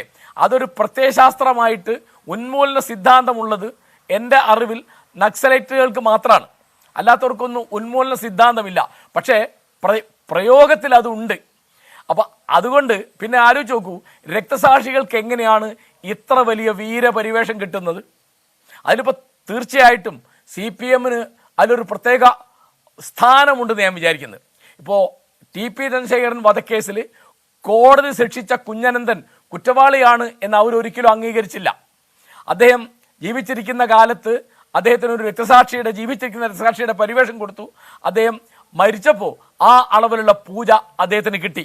ആ കേസിലെ പ്രതിയായ ഒരു വ്യക്തിയുടെ കല്യാണത്തിന് തലശ്ശേരി MLA ഷംസീർ പങ്കെടുക്കുന്നു. അപ്പോൾ അവർക്ക് സാമൂഹ്യമായ അംഗീകാരമുണ്ട്. കോടതി വിധിച്ചാലും അതിനെ അംഗീകരിക്കാത്ത ഒരു നിലപാട് ചില കേസുകളിലെങ്കിലും CPM എടുക്കുന്നുണ്ട്. പിന്നെ എനിക്കിതിൻ്റെ പരിഹാരമായിട്ട് 2 കാര്യമാണ് പറയാനുള്ളത്. ഒന്നാമത്തെ കാര്യം, മുഖ്യമന്ത്രി ഒരു സർവകക്ഷി യോഗം വിളിക്കണം. ആ എല്ലാ പാർട്ടിക്കാരെയും വിളിച്ചിരുത്തിയിട്ട് സംസാരിക്കണം. എന്നിട്ട് അദ്ദേഹം ഇപ്പോൾ 2ാമത് മുഖ്യമന്ത്രിയായി, 2ാം വട്ടവും അദ്ദേഹം ആഭ്യന്തരമന്ത്രിയാണ്. അപ്പോൾ രാഷ്ട്രീയ കൊലപാതകം എന്ന് ഈ പേരിലുള്ള ഈ അക്രമം അദ്ദേഹത്തിൻ്റെ പാർട്ടിക്കാരോ മുന്നണിക്കാരോ എതിർ പാർട്ടിക്കാരോ മുന്നണിക്കാരോ ചെയ്താലും അദ്ദേഹത്തിനാണ് ഉത്തരവാദിത്വം. കാരണം നിയമസമാധാനം പാലിക്കേണ്ടത് അദ്ദേഹത്തിൻ്റെ വകുപ്പാണ്. അപ്പോൾ ഒരു സർവകക്ഷി യോഗം വിളിക്കണം. വേറെ ഒരു കാര്യം എനിക്ക് പറയാനുള്ളത്, ഈ രാഷ്ട്രീയ പാർട്ടികളിലെ അണികളോടാണ്. അണികൾ അത്തരം അക്രമങ്ങളെ വാക്കുകൊണ്ട് അനുകൂലിക്കുകയോ മൗനം കൊണ്ട് അനുവദിക്കുകയോ ചെയ്യുന്നുണ്ട്, ന്യായീകരിക്കും. ഇപ്പോൾ ഒരു BJP-കാരൻ കൊല്ലപ്പെട്ടാൽ CPM-കാർ അതിനെ ന്യായീകരിക്കും. ഒരു CPM-കാരൻ കൊല്ലപ്പെട്ടാൽ BJP-കാരൻ അതിനെ ന്യായീകരിക്കും. കോൺഗ്രസ്സുകാരൻ കൊല്ലപ്പെട്ടാൽ CPM-കാരൻ ന്യായീകരിക്കും. അല്ലെങ്കിൽ മറ്റൊരു എല്ലാവരും, അതായത് അവനവൻ്റെ പാർട്ടിക്കാരനായ ഒരു MLA, മന്ത്രി അല്ലെങ്കിൽ ഒരു സംസ്ഥാന നേതാവ് അല്ലെങ്കിൽ ആ പാർട്ടിക്ക് വേണ്ടി കൊട്ടേഷൻ സംഘം നടത്തി. അതാണ് രാഷ്ട്രീയ പ്രവർത്തനമാണോ കൊട്ടേഷന് പണിയേൽപ്പിക്കുക എന്ന് പറയുന്നത്? അതാണ് എനിക്ക് തിരിയാത്തത്. ഇപ്പോൾ 48 കൽക്കട്ട തീസിസ് വന്ന് പാർട്ടി നിരോധിച്ചിട്ട് 3-4 കൊല്ലം കഴിയുമ്പോൾ അത്തരത്തിലുള്ള കാര്യങ്ങൾ സായുധ സമരം ഞങ്ങളുടെ വഴിയല്ല, ഞങ്ങൾ പാർലമെന്ററി ജനാധിപത്യം അംഗീകരിക്കുന്നവരാണ് എന്ന് പറയുന്നവരാണ് ഇവിടുത്തെ കമ്മ്യൂണിസ്റ്റുകാർ. അത് അന്ന് അംഗീകരിച്ചതാ, 1952-ലാണ് എൻ്റെ ഓർമ്മ. അപ്പോൾ ആ സായുധ സമരം ഉപേക്ഷിച്ചു എന്ന് പറഞ്ഞാൽ പിന്നെ വ്യക്തികൾക്കെതിരായിട്ട് ആയുധമെടുക്കാമോ? വർഗവഞ്ചകൻ, കുലംകുത്തി എന്ന് പറഞ്ഞിട്ട് ആളുകളെ കൊല്ലാമോ? എല്ലാവരും, അതായത് അക്രമത്തിലോ ഹിംസയിലോ ആരും പിന്നിലല്ല. ഇതിൽ ഒരു പ്രധാന കാര്യം എനിക്ക് ഇന്നത്തെ അവസ്ഥയിൽ പറയാനുള്ളത്, CPM-ന് ഇതിൽ പ്രത്യേക ഉത്തരവാദിത്തമുണ്ട്. എന്താ കാരണം? അവർ മാത്രമാണ് അക്രമം ചെയ്യുന്നുള്ള അർത്ഥത്തിലല്ല ഞാൻ പറയുന്നത്. അവരാണ് ഭരിക്കുന്നത്. കഴിഞ്ഞ ഗവൺമെൻറ്റും അവരാണ് നടത്തിയിരുന്നത്. അപ്പോൾ ഒരു കൊലപാതകം നടന്നാൽ, ഒരു അക്രമം നടന്നാൽ പോലീസ് വകുപ്പ് കൈകാര്യം ചെയ്യുന്ന പാർട്ടി എന്തിനാണ് വരമ്പത്ത് കൂലി എന്ന് പറഞ്ഞു പോകുന്നത്? ഇപ്പോൾ കെ സുധാകരൻ്റെ വർത്തമാനങ്ങളൊക്കെ, അദ്ദേഹം KPC പ്രസിഡന്റായി പറഞ്ഞ കാര്യങ്ങളൊക്കെ ഈ തരത്തിലുള്ള ഒരു വമ്പത്തരത്തിൻ്റെതാണ്.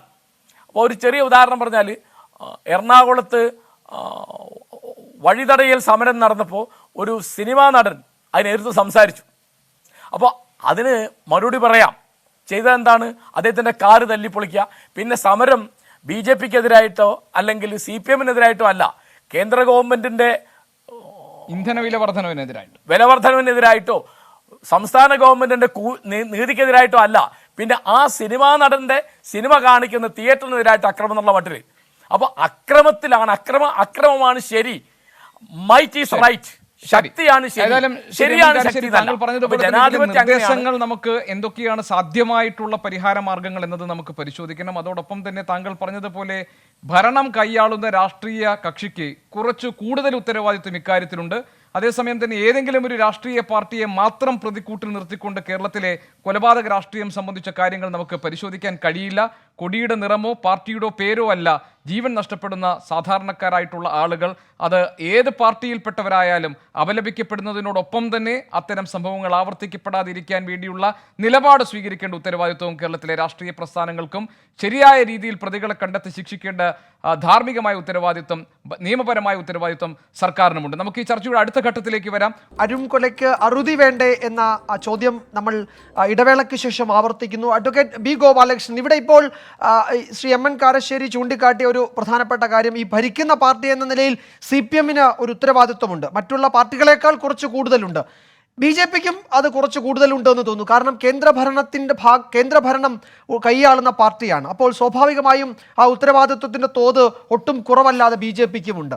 ഈ നമ്മൾ ഇതുവരെ ചൂണ്ടിക്കാണിച്ച പ്രശ്നങ്ങൾ, അതായത് എന്തുകൊണ്ട് മുഖ്യധാരയിൽ പ്രവർത്തിക്കുന്ന രാഷ്ട്രീയ പാർട്ടികൾ ആത്മാർത്ഥമായി ഈ വിഷയത്തിൽ ഒരു നിലപാട് സ്വീകരിക്കുന്നില്ല? ഇപ്പോൾ നമ്മൾ നേരത്തെ പറഞ്ഞു, കോടിയേരി ബാലകൃഷ്ണൻ ചൂണ്ടിക്കാട്ടിയ പ്രശ്നം, ഈ വരമ്പത്തു കൂലി വലിയ വിവാദമായ പ്രസ്താവനകളാണ്, വലിയ തോതിലുള്ള വിമർശനം അന്നുണ്ടാവുകയും ചെയ്തു. അതുപോലെ ഇപ്പോൾ തലശ്ശേരിയിൽ RSS സംഘപരിവാർ നടത്തിയ ഒരു പ്രകടനം, അതിനുയർന്ന മുദ്രാവാക്യം, അതിനുശേഷം അവിടെ നിരോധനാജ്ഞ പ്രഖ്യാപിച്ചു, അതിന് നിരോധനാജ്ഞ ലംഘിച്ചുകൊണ്ട് അവിടെ സംഘപരിവാർ നടത്തിയ പ്രകടനം, അതൊക്കെ പലതരത്തിൽ നമ്മളുടെ ചുറ്റുപാടും ചർച്ച ചെയ്യുന്നുണ്ട്. പക്ഷേ ഈ CPMനുള്ള ഉത്തരവാദിത്വം അത് BJPക്കും ഉണ്ടല്ലോ.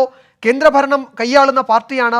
ആ ഉത്തരവാദിത്വം അത് ബോധ്യം ഉൾക്കൊണ്ടുകൊണ്ട് ഈ നിലയിലൊരു രാഷ്ട്രീയ വിദ്യാഭ്യാസം അണികൾക്ക് കൊടുക്കുക, ഈ കത്തി എടുത്തുകൊണ്ടുള്ള രാഷ്ട്രീയ പ്രവർത്തനമല്ല, ആശയം മുന്നോട്ട് വെച്ച് ജനാധിപത്യ പ്രക്രിയയുടെ ഭാഗമാകുക എന്ന തീരുമാനം, അത് പ്രഖ്യാപനത്തിനപ്പുറത്തേക്ക് താഴെത്തട്ടിലേക്ക് BJP എങ്ങനെ എത്തിക്കും? താങ്കൾ ചോദിച്ച ചോദ്യത്തിന് ഭാവാത്മകമായിട്ടുള്ള ഉത്തരം പറയാൻ ഞാൻ തയ്യാറാണ്. പക്ഷെ അതിനു മുമ്പ് വളരെ കൃത്യമായി ചില കാര്യങ്ങൾ പറയാതിരിക്കാൻ നിർവാഹമില്ല. എന്നെ തടസ്സപ്പെടുത്തരുത്. അതിലൊന്നാമത്തെ കാര്യം, അക്രമത്തിൻ്റെ ബീജത്തിൽ ജനിച്ച് മുളച്ച് അക്രമത്തിലൂടെ സ്വന്തം ആർമി ഉണ്ടാക്കി നൂറുകണക്കിന് ആളുകളെ കൊന്നൊടുക്കിയ ഒരു പ്രസ്ഥാനത്തിൻ്റെ വക്താവ്, നൂറുകണക്കിന് ആളുകളെ എമപുരിയിലേക്ക് അയച്ച പാർട്ടിയുടെ വക്താവ്, ഒരിക്കലും രാഷ്ട്രീയത്തിൽ കൊലപാതകമോ അക്രമ രാഷ്ട്രീയമോ ഉണ്ടാകരുതെന്ന് ആഗ്രഹിച്ച് രണ്ട് കൈയും ഈ പാർട്ടി തല്ലിയോടിച്ചപ്പോഴും അക്രമത്തിൽ വിശ്വസിക്കാതെ മാറി നിന്ന് പ്രവർത്തിച്ചു കൊണ്ടിരിക്കുന്ന എന്നെപ്പോലൊരാൾ നുണ പറയുന്നു എന്ന് പറയുന്നത് വളരെ വളരെ അങ്ങേയറ്റത്തെ അവഗണനയോടുകൂടി ഞാനത് തള്ളിക്കളയാൻ വേണ്ടി ആഗ്രഹിക്കുകയാണ്. ഞാൻ ഒരു വാക്ക് പോലും ഈ ചർച്ചയിൽ നുണ പറഞ്ഞിട്ടില്ല. നുണ പറഞ്ഞത് ആര് എന്ന് മനസ്സിലാക്കാൻ നമുക്ക് ഈ ചർച്ചയുടെ ആദ്യ ഭാഗം കണ്ടാൽ മതി. പക്ഷേ ഞാൻ ചോദിക്കാൻ ആഗ്രഹിക്കുന്ന 2-3 ചോദ്യങ്ങളുണ്ട്. ആ ചോദ്യങ്ങൾക്ക് CPMൻ്റെ പ്രതിനിധി ഉത്തരം പറയണം, P ജയരാജൻ ഉത്തരം പറയണം. ഒന്ന്, എന്തുകൊണ്ടാണ് ഈ കൊലപാതക രാഷ്ട്രീയം ഇന്ത്യയിലെ മറ്റ് സംസ്ഥാനങ്ങളിൽ ഇല്ലാത്തത്? കൊലപാതക രാഷ്ട്രീയമുള്ളത് 3 സംസ്ഥാനങ്ങളിലാണ്. 1 കേരളം, 2 ത്രിപുര, 3 ബംഗാൾ. ത്രിപുരയിലും ബംഗാളിലും ഇപ്പോൾ അക്രമ രാഷ്ട്രീയം കുറഞ്ഞു. ഇപ്പോൾ കേരളത്തിലും ത്രിപുരയിലും ബംഗാളിലും മാത്രമായിട്ട് ഈ കൊലപാതക രാഷ്ട്രീയം ഒതുങ്ങാൻ കാരണം അവിടെ മാത്രമേ ഉള്ളൂ കമ്മ്യൂണിസ്റ്റ് പാർട്ടി എന്നുള്ളത് കൊണ്ടാണ്. 2, കാരായി രാജനെക്കുറിച്ച് പറഞ്ഞപ്പോൾ വല്ലാതെ പൊള്ളി. ഞാൻ ചോദിക്കട്ടെ,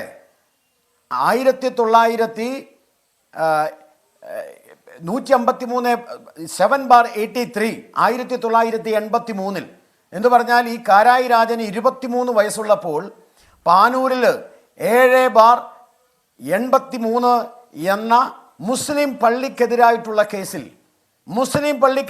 കേസിൽ ഈ കാരായി രാജൻ 23ാമത്തെ വയസ്സിൽ പ്രതിയായിരുന്നില്ലേ സാർ? മറുപടി പറയൂ അങ്ങ്. ഒരു കാറിന് കല്ലെറിഞ്ഞു എന്നതിൻ്റെ പേരിൽ ഒരു ചെറുപ്പക്കാരൻ, അരിയൂർ ഷുക്കൂർ എന്ന് പറയുന്ന ചെറുപ്പക്കാരനെ പാടത്ത് കൊണ്ടുവന്ന് ക്രൂരമായി വിചാരണ ചെയ്ത് തല്ലിക്കൊന്ന പ്രസ്ഥാനമല്ലേ സാർ അങ്ങയുടേത്? ഇനിയും എത്രയെത്ര കാര്യം പറയണം. ട്രാൻസ്പോർട്ട് ബസ്സിൻ്റെ സമരവുമായി ബന്ധപ്പെട്ട് നിരപരാധികളായ 4 പേർ ട്രാൻസ്പോർട്ട് ബസ്സിൽ സഞ്ചരിക്കുമ്പോൾ ആ ട്രാൻസ്പോർട്ട് ബസ് കത്തി, ആ 4 പേരും ആ കത്തിച്ചാമ്പലായത് അങ്ങയുടെ പാർട്ടി സമരം നടത്തിയ കണ്ണൂരിൽ തന്നെയല്ലേ സാർ? മറുപടി പറയൂ അങ്ങ്. ഇങ്ങനെ എത്രയെത്ര ചോദ്യം ഞാൻ ചോദിക്കാം. CBI കേൾക്കുമ്പം അങ്ങേക്ക് വല്ലാത്ത പേടിയുണ്ട്. CBI എന്ന് പറയുമ്പോൾ ഹാർട്ട് അറ്റാക്ക് വരുന്ന ജയരാജന് CBI BJPയുടെ കൂട്ടിലിട്ട് തത്തയാന്ന് പറയുമ്പോൾ തിരിച്ചൊരു ചോദ്യം ഞാൻ ചോദിക്കുക. പിണറായി വിജയൻ വന്ധീകരിച്ച മൈനയല്ലേ കേരളത്തിൻ്റെ പോലീസ്? അല്ലെങ്കിൽ ഇന്നെങ്ങനെയാണ് രാധാകൃഷ്ണൻ ഇങ്ങനെ തകർന്നു കിടക്കുക? രാധാകൃഷ്ണൻ പറഞ്ഞ വാക്കുകൾക്ക് മറുപടിയുണ്ടോ അങ്ങേക്ക്? രാധാകൃഷ്ണൻ മാധ്യമത്തോടെ പറഞ്ഞത് രാധാകൃഷ്ണൻ BJP അല്ല, രാധാകൃഷ്ണൻ RSS അല്ല, രാധാകൃഷ്ണന്റെ പാരമ്പര്യം CPM-ൻ്റെതാണ്. ആ രാധാകൃഷ്ണനെ പെണ്ണ് കേസിൽ കൊടുക്കാൻ നിങ്ങളടക്കമുള്ള ആളുകൾ ജില്ലാ സെക്രട്ടറി ആയിരുന്ന കാലഘട്ടത്തിൽ ശ്രമിച്ചു എന്ന് അങ്ങേര് പറയുന്നു, ഞാൻ പറഞ്ഞതല്ല. ഇങ്ങനെ എത്രയെത്ര ഉദാഹരണങ്ങൾ നിങ്ങളോട് ഞാൻ പറയേണ്ടി വരും. ഇനിയും ഇന്ത്യയുടെ ചരിത്രത്തിൽ ആദ്യമായി ഒരു MLA വധിക്കാൻ ശ്രമിച്ച് ശരീരം മുഴുവനും ടാറടിച്ചത് CPM-ആണ്.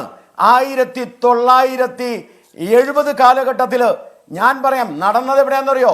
വേറെ എവിടെയുമല്ല.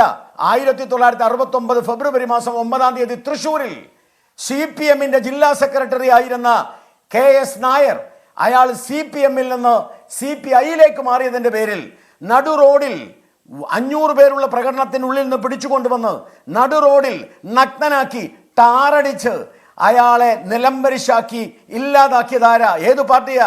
CPM. ആ പാർട്ടിയാണ് സംയമനം പാലിക്കുന്നു ഞങ്ങൾ എന്ന് പറഞ്ഞിട്ട് വേശ്യയുടെ ചാരിത്ര പ്രസംഗം നടത്തുന്നത്. ഈ ചാരിത്ര പ്രസംഗം അക്രമത്തെ അവസാനിപ്പിക്കില്ല മിസ്റ്റർ. അതുകൊണ്ട് എനിക്കൊന്നേ പറയാനുള്ളൂ, അക്രമം ഇല്ലാതാവണം. അതിനാദ്യം ചെയ്യേണ്ടത്, നോക്കൂ, എൻ്റെ ഈ 2 കൈയുണ്ടല്ലോ, ഞാൻ ഇന്ന് സംസാരിക്കാൻ വന്നിരിക്കുമ്പോൾ ഇവിടെ 4 പേരുണ്ട്. ഈ 2 കൈയും CPM-കാർ തല്ലി ഒടിച്ചതാണ്. ഇത് തന്നെ ജയരാജനും പറയാനുണ്ടാവും. പക്ഷെ എനിക്ക് ശക്തി ഉണ്ടായിട്ടും ഞാൻ തിരിച്ചടിച്ചിട്ടില്ല. ഇന്ന് വരെ അക്രമ രാഷ്ട്രീയത്തിൽ ഒരാൾക്കെതിരെ ഒരു വാക്ക് പോലും അക്രമ രാഷ്ട്രീയവുമായിട്ട് പറഞ്ഞിട്ടില്ല. അതുകൊണ്ട് എനിക്ക് അഭിമാനമുണ്ട് അക്രമ രാഷ്ട്രീയത്തിനെതിരെ സംസാരിക്കാൻ. അക്രമ രാഷ്ട്രീയം നടത്തുന്നവർക്ക് അഭിമാനമുണ്ടാവില്ല. അതുകൊണ്ട് അവർ മറ്റുള്ളവർ നുണ പറയും. ഞാൻ ഒന്നേ പറയാൻ ആഗ്രഹിക്കുന്നുള്ളൂ, വാദപ്രതിവാദങ്ങൾ കൊണ്ട് ആരെയും ഇല്ലാതാക്കാൻ പറ്റില്ല. വാദപ്രതിവാദങ്ങൾ കൊണ്ട് ഒരു സംഘടനയെ നശിപ്പിക്കാൻ പറ്റില്ല. പോലീസ് സ്റ്റേഷനുള്ളിലും ബോംബുണ്ടാവാക്കാമെന്ന് പ്രഖ്യാപിച്ചവരാണ് പലരും. ഞങ്ങൾ പ്രഖ്യാപിച്ചിട്ടില്ല, ഞങ്ങൾ ചെയ്തിട്ടില്ല. ശരിയാണ്, പ്രത്യാക്രമണം ഉണ്ടായിട്ടുണ്ട്. അതുകൊണ്ടാണ് ഈ മാധ്യമം 24 എടുത്ത ഇന്നത്തെ അഭിമാനകരമായിട്ടുള്ള ഈ ചർച്ച, 3-ാം വർഷത്തെ ചർച്ചയിൽ ഞാൻ ആദ്യം പറഞ്ഞത് ആയുധം താഴെയിടാം, ആരുമായി സംസാരിക്കാം, ഏതറ്റം വരെയും പോവാം. ശ്രീ ബി ഗോപാലകൃഷ്ണൻ, ഇവിടെ ഈ സമയത്ത് മാത്രമല്ല, ഇതിനു മുൻപ് എപ്പോഴൊക്കെ കേരളത്തിലെ ഈ അക്രമ രാഷ്ട്രീയത്തെ കുറിച്ച് നമ്മൾ ഇതുപോലെ പ്രതീക്ഷ നിർഭരമാകുന്ന തരത്തിൽ ഈ വിഷയത്തെ പോസിറ്റീവായി ചർച്ചയ്ക്ക് എടുത്തിട്ടുണ്ടോ? അപ്പോഴെല്ലാം നമ്മുടെ വഴി മുടക്കിയിട്ടുള്ളത് ഈ മുൻകാല അനുഭവങ്ങളെക്കുറിച്ചും മുൻകാല സംഭവങ്ങളെയും നമ്മൾ വീണ്ടും വീണ്ടും ചർച്ചയുടെ പ്രൈം ഫോക്കസിലേക്ക് കൊണ്ടുവരുന്നു എന്നുള്ളതാണ്. അതാണ് ഞാൻ തുടക്കത്തിലെ പറഞ്ഞത്, കേരളത്തിലെ ഒരു രാഷ്ട്രീയ പാർട്ടിയെയും ഈ അക്രമ രാഷ്ട്രീയത്തിൻ്റെ പേരിൽ വിശുദ്ധരായി മാറ്റി നിർത്താൻ കഴിയില്ല. സാഹചര്യങ്ങളുണ്ടായി. ഇപ്പോൾ താങ്കൾ 1970-ലെ കാര്യങ്ങൾ പറഞ്ഞു. ചരിത്രം പരിശോധിച്ചാൽ പല സാമൂഹിക രാഷ്ട്രീയ സാഹചര്യങ്ങൾ കൊണ്ട് അത്തരം സംഭവങ്ങൾ ഉണ്ടായിട്ടുണ്ട്. അത്തരം സംഭവങ്ങൾ പിന്നീട് നമ്മുടെ ഈ കാലത്തും ആവർത്തിക്കപ്പെട്ടിട്ടുണ്ട്. നമ്മൾ എന്താണ് ഇനി നോക്കുന്നത്? ഇവിടെ നിന്നുകൊണ്ട് മുന്നോട്ട് നോക്കുകയാണ്. ലോകം മാറുകയാണ്. താങ്കൾ പറഞ്ഞതുപോലെ കേരളം ഒരു പുരോഗമന സമൂഹം എന്ന നിലയിൽ നമുക്ക് കേരളത്തിൻ്റെ രാഷ്ട്രീയം മാറ്റിയെടുക്കേണ്ടതുണ്ട്.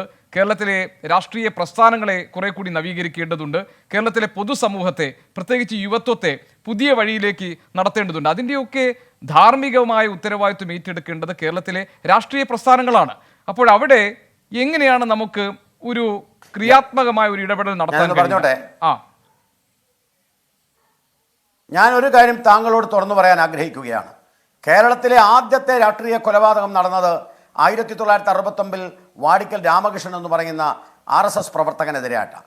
ആ കേസിലെ മുഖ്യപ്രതിയായിരുന്നു ബഹുമാനപ്പെട്ട ഇന്നത്തെ മുഖ്യമന്ത്രി. ആ മുഖ്യമന്ത്രി ഇന്നത്തെ മുഖ്യമന്ത്രിയായിട്ടുള്ള പിണറായി വിജയൻ.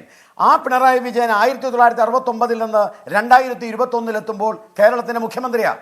അദ്ദേഹത്തിൻ്റെ മുന്നിൽ വെച്ച് പിണറായി വിജയൻ എന്ന് പറയുന്ന കേരളത്തിൻ്റെ ബഹുമാനപ്പെട്ട എന്ന വാക്ക് ഞാൻ ഉച്ചരിച്ചു പറയുന്നു. അദ്ദേഹത്തിൻ്റെ മുമ്പിൽ വെച്ച് ഞാൻ പറയാൻ ആഗ്രഹിക്കുന്നു, ഭരണകൂടം സത്യസന്ധമായ നിലപാടെടുത്തുകൊണ്ട് ആരാണോ അക്രമമുണ്ടാക്കുന്നത് രാഷ്ട്രീയം മറന്ന് സത്യസന്ധമായ നിലപാടോടുകൂടി ഈ കേരളത്തിലെ ഭരണകൂടം, അത് മുഖ്യമന്ത്രി പിണറായി വിജയനായാലും ശരി വേറെ ആരായാലും ശരി, സത്യസന്ധമായി അന്വേഷണം നടത്തി സത്യസന്ധമായിട്ടുള്ള കുറ്റകൃത്യങ്ങൾ ചെയ്ത ആളുകളെ ആരെ വേണമെങ്കിൽ പിടിക്കട്ടെ, 100% മുഖ്യമന്ത്രിയോടൊപ്പം ഭരണകൂടത്തോടൊപ്പം മുഖ്യമന്ത്രിയുമായി പ്രതിനിധാനം ചെയ്യുന്ന പ്രസ്ഥാനത്തോടൊപ്പം ഈ നാട്ടിലെ ജനാധിപത്യ വിശ്വാസികളോടൊപ്പം ഭാരതീയ ജനതാ പാർട്ടി വരാൻ തയ്യാറാ.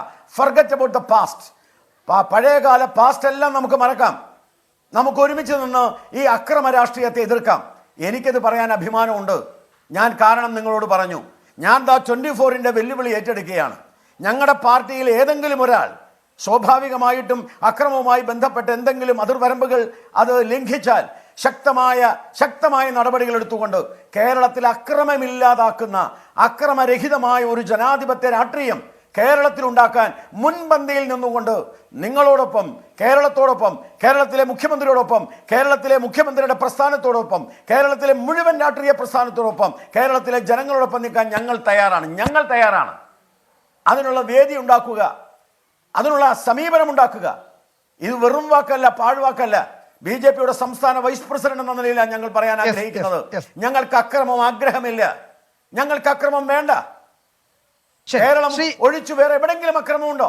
ശരി, താങ്കൾ പറഞ്ഞ് അവസാനിപ്പിച്ചുവല്ലോ. ഞാൻ ഇത് ആ ഒരു ട്രൂ സ്പിരിറ്റിൽ നമുക്ക് താങ്കളുടെ നിർദ്ദേശത്തെ സ്വീകരിക്കാം. ശ്രീ P. ജയരാജൻ, താങ്കൾ എന്തു പറയുന്നു?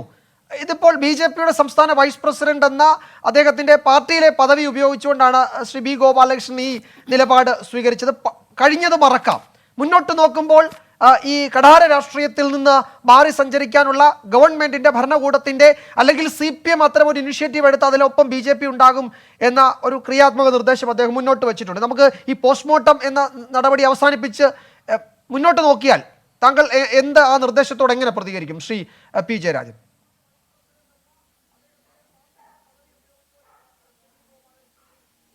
അല്ല, ഇവിടെ B. ഗോപാലകൃഷ്ണൻ BJPയുടെ നേതാവാണല്ലോ.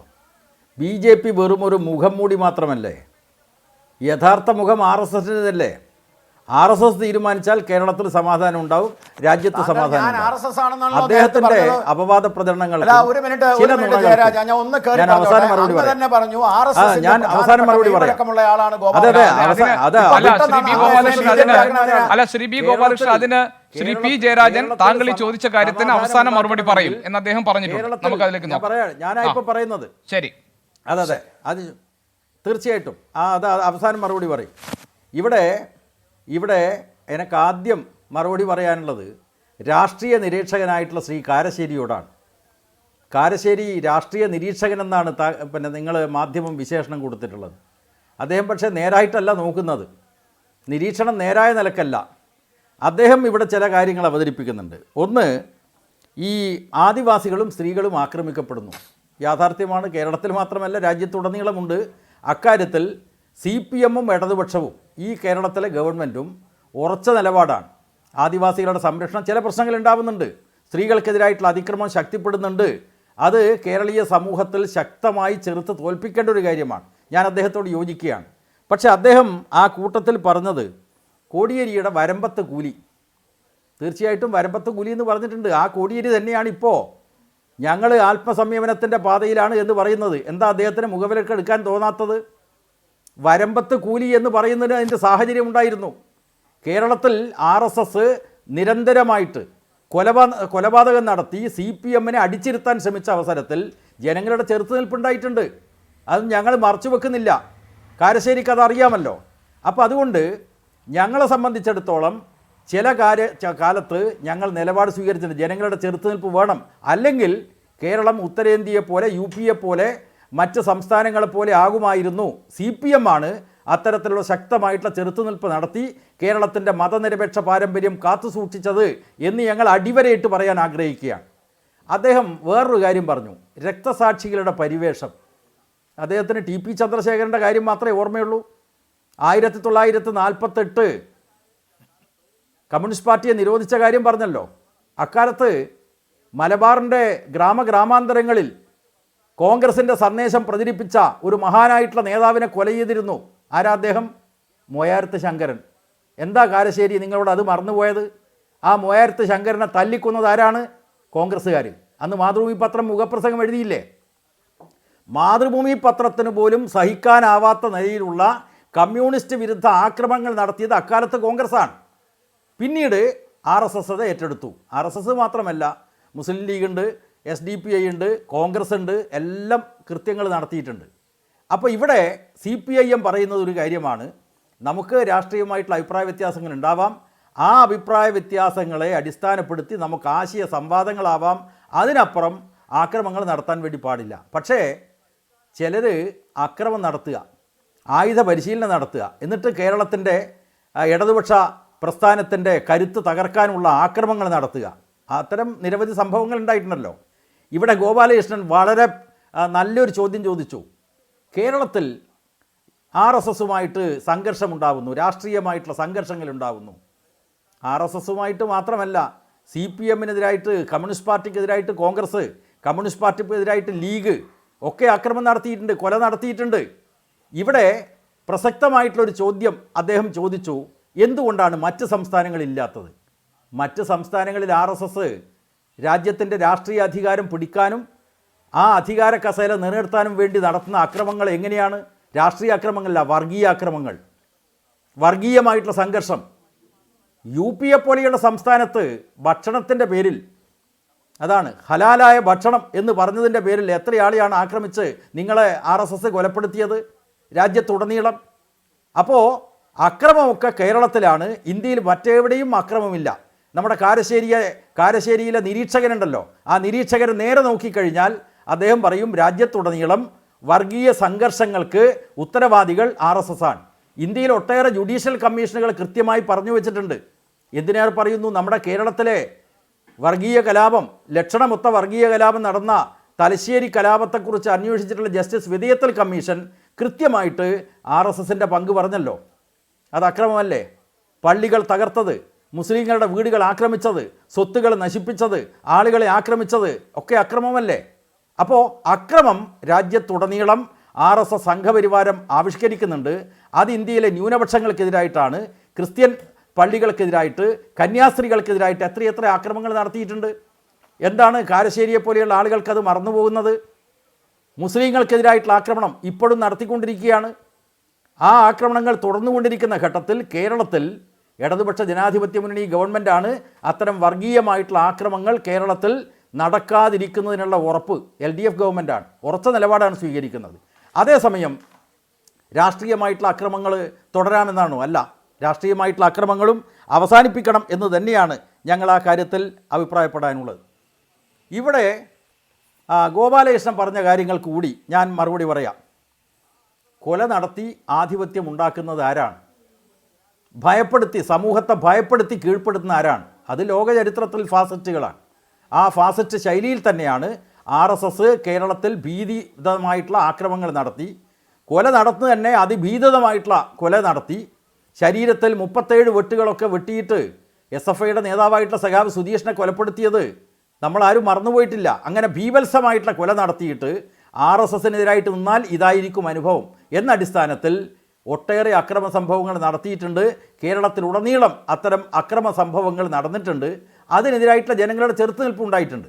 നമുക്ക് അതെല്ലാം അയവിറക്കിക്കൊണ്ട്, നേരത്തെ ഇവിടെ ഗോപികൃഷ്ണൻ മറ്റും ചോദിച്ചതുപോലെ, ഇതൊക്കെ പഴയ സംഭവങ്ങൾ പോസ്റ്റ്മോർട്ടം ചെയ്യാനാണോ നമ്മുടെ ചർച്ച? അല്ല. പക്ഷേ പഴയ സംഭവങ്ങൾ നമ്മൾ മറന്നു പോകാൻ വേണ്ടി പാടില്ല. ഇവിടെ കാരശ്ശേരി വേറൊരു കാര്യം പറഞ്ഞു, കൊട്ടേഷൻ സംഘം എല്ലാ പാർട്ടികൾക്കും ഉണ്ട്. അദ്ദേഹത്തിന് എവിടുന്ന വിവരം?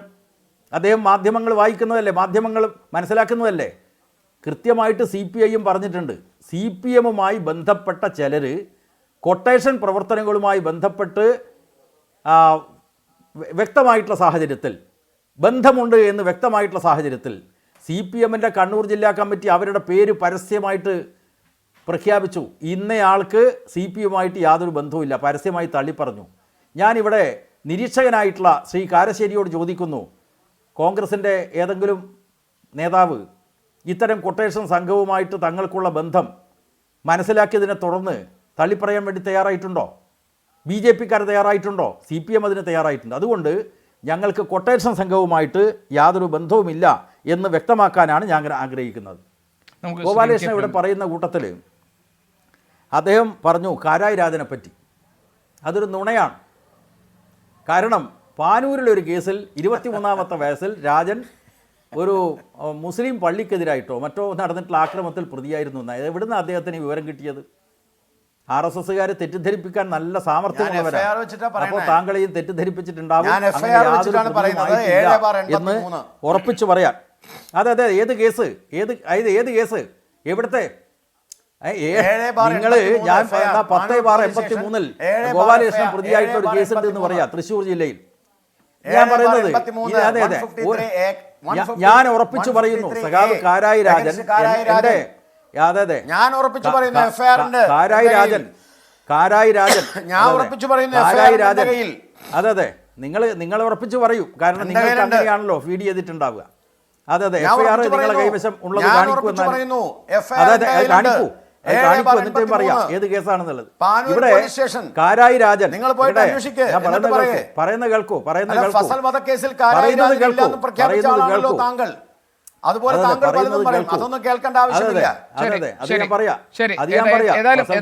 നമുക്ക് മറ്റു അതിഥികളിലേക്ക് കൂടി പോകണം. വളരെ പെട്ടെന്ന് ഇടപെട്ടാൽ നന്നായി. ഞാൻ പറയുന്നത് കാരായി രാജൻ കേട്ടെ അല്ലല്ല അതെ അദ്ദേഹവും ഈ നിരീക്ഷകനായിട്ടുള്ള കാരശ്ശേരിയും പറഞ്ഞതിനൊക്കെ കുറച്ച് മറുപടി പറയണ്ടേ ഗോപികൃഷ്ണൻ? എനിക്ക് അവസരം തരണം എന്നാണ് പറയാനുള്ളത്. ഇവിടെ കാരായി രാജനെ പറ്റി പറഞ്ഞല്ലോ. കാരായി രാജൻ അദ്ദേഹം വീട് തൊഴിലാളിയായിരുന്നു. ചെറുപ്പകാലം മുതൽ എനിക്ക് നേരിട്ട് അറിയാവുന്ന ആളാണ്. അദ്ദേഹം ഒരിക്കലും മുസ്ലിങ്ങളെ ആക്രമിക്കുന്ന ഒരു കേസിലും പ്രതിയായിട്ടില്ല എന്ന് ഞാൻ ആവർത്തിച്ച് പറയാൻ ഞാൻ ആഗ്രഹിക്കുകയാണ്. അദ്ദേഹം ഒരു പോലീസ് ഉദ്യോഗസ്ഥരെ പറ്റി പറഞ്ഞു, രാധാകൃഷ്ണൻ. കേസുണ്ടായി, നാട്ടുകാർ പിടികൂടിയതാണ്. ഞാൻ അതിൻ്റെ വിശദാംശങ്ങളിലേക്ക് പോകുന്നില്ല. കാരണം അതെ അതെ ഞാൻ പറഞ്ഞോട്ടെ. രണ്ടാമത് ഈ മറ്റ് സംസ്ഥാനങ്ങളിലൊക്കെ വർഗീയ കലാപങ്ങൾ നടത്തിയപ്പോൾ നിങ്ങൾക്ക് പങ്കാളിത്തമില്ല, യാതൊരു പങ്കാളിത്തവുമില്ല എന്ന് നിങ്ങൾക്ക് പറയാൻ പറ്റുമോ? എത്ര വർഗീയ സംഘർഷങ്ങൾ രാജ്യത്തുടനീളമുണ്ടായി?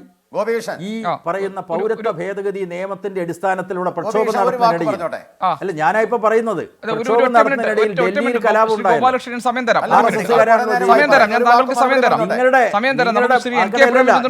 ഞാൻ പറഞ്ഞ അവസാനിപ്പിക്കട്ടെ.